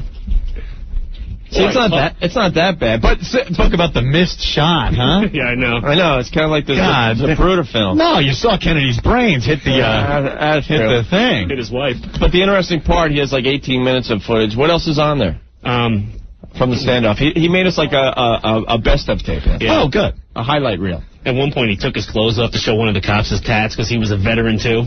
That was interesting. Okay. You got that, huh? Yeah, I got that. I got him pulling something out of it looked like he stashed some booze up in the chimney. I had him pulling that out, chugged that down, threw it off the roof. And just a lot of him screaming about how he's just trying to get the cops to shoot him. Wow, really? He was almost begging for it. Why didn't he point the gun at the cops? I don't know. That would have gone at the cops to shoot him. Joe, what's going on? How you guys doing, Owen? Good. Hey. Listen, what happened was this guy got a call from the cops in Queens saying they found the body, and like you started to say, he called News 12, and he said that they found his body parts, but they never told him that, so he gave himself up when he said that to News 12. Ah, he kind of implicated himself. Yeah, they ambushed him there. That's pretty funny. The best part about that is the next day the cops come to my house and tell me that everything that he said on the roof was a lie. And I'm like, I recorded it, buddy. I saw it all, heard it all. Hey, Ixnay, they might be after you now. You got the tape. Wow. All right, Joe, thank you. Joe? I think we lost Joe. Didn't really get a good view of him killing himself. He kind of ducked down, behind the peak of the roof. And So shot himself. Who are you going to sell the tape to, you think? I don't know. See what happens. See who calls. Got a couple calls in already from people. Who called you? Well, first, Real Quality Show, Queen Latifah called me. Queen Latifah, huh? I was right on top of that one. Queen Latifah. Yeah, I got 2020 called after that. Yeah? Wow. So. Give it a 2020. Yeah, we'll see what Barbara Walters wants to I do. don't know. I don't think it's that good quality, though. Like, the content isn't that good. He totally disappears. I know. On the roof. I think it's a lot. Yeah, but they wouldn't show that on TV anyway. Yeah, they might. Every news station showed it at 6 o'clock. Showed that what I had. Really? Yeah, every single news station. Why, you gave it to the news? Yeah. Did you make any money off of that? Maybe. Yeah, you did. Of course you did. Yeah? Jesus, yeah. He's not stupid. All right. Capitalizing on a man's death. That's great. That's good. You sound like Penny Crone now. Oh, please. I don't She care. said the same thing to me. Really? Because she wanted it for nothing, probably. Probably. Yeah, she doesn't capitalize on any of that stuff no, ever. Yeah, she's sure. Yeah. All right. Well, we got to thank Bill for coming by with the tape. Thanks, man. No, it's pretty cool. I just wish the guy, would have done it right up front. Wish you had the money shot. Yeah, The money shot, really. That's like that porno that you watch at the hotel. They cut out the good parts. You get all the lead up, all the foreplay, and no money shot. Yeah, starring T.T. Boy, right? All right. Well, very good. Yeah, thanks, man. Hey, anytime, anything for the show, guys. We had a killer show today, Anthony. Literally with that last video play. Killer. We got to thank Bill from Dix Hills. Got to thank Mike, who's the 400-pound 18-year-old. Hey, get him a banging. Dave and Chris, was it? Chris and Dave, right? Yeah. Okay, for stopping by. They were the latest guys to get WOW on live TV.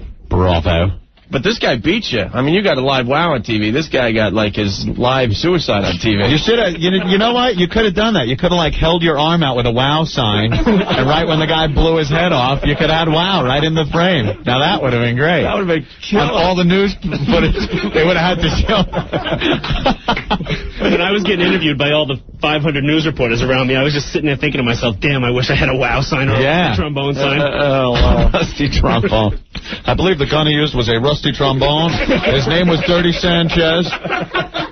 And I videotaped him just beyond those cancerous live wires. I think he fell on those off the roof. Yes. I do have additional footage of a giant mosquito. Thank you. All right, let's clear the lines because I want to give out some... Clear the field, Norton. We'll leave you with a little contest here. Leave you? Only call if you're into Filter, because Filter's a great band, great live band. Yeah. Their latest record, title of record, is awesome. Mm-hmm. Want to give these tickets to a Filter fan, all right? So if you're not into it, just, you want them? Now it's too late. I got to give them away on the radio. Oh, no, yeah, we said something. We said something, man. Can't take it away from the listeners. So if you're not into Filter, please don't call. Call up for something you're into, okay? With that, the 10th caller at 212-757-1027 wins a pair of tickets to see Filter April 20th at the Hammerstein Ballroom. It's going to be a great show. Tickets available through Ticketmaster, by the way. All right? All right. And with that, we're out of here, and we'll see you guys tomorrow, too. Yes. Thank you to Spaz, too, for Spaz Radio. Great job, Spaz. That was... Correspondent Spaz on the scene of the fatal shooting in Dix Hill. I was standing there all of a sudden, I heard a bang and fell off. Why do these stupid people want to shoot themselves? And it's the bullet's fault, because if it didn't come out of the casing, it wouldn't kill the guy. Don't forget, it's common sense, people. Common sense, people, that's what we're talking. Bullets kill. Bullets kill people. So if we outlaw the bullets, and people will have to, hit themselves on the head repeatedly with the gun. And by that time, the police can get a big circus net around the house and push him off with a cancerous live wire.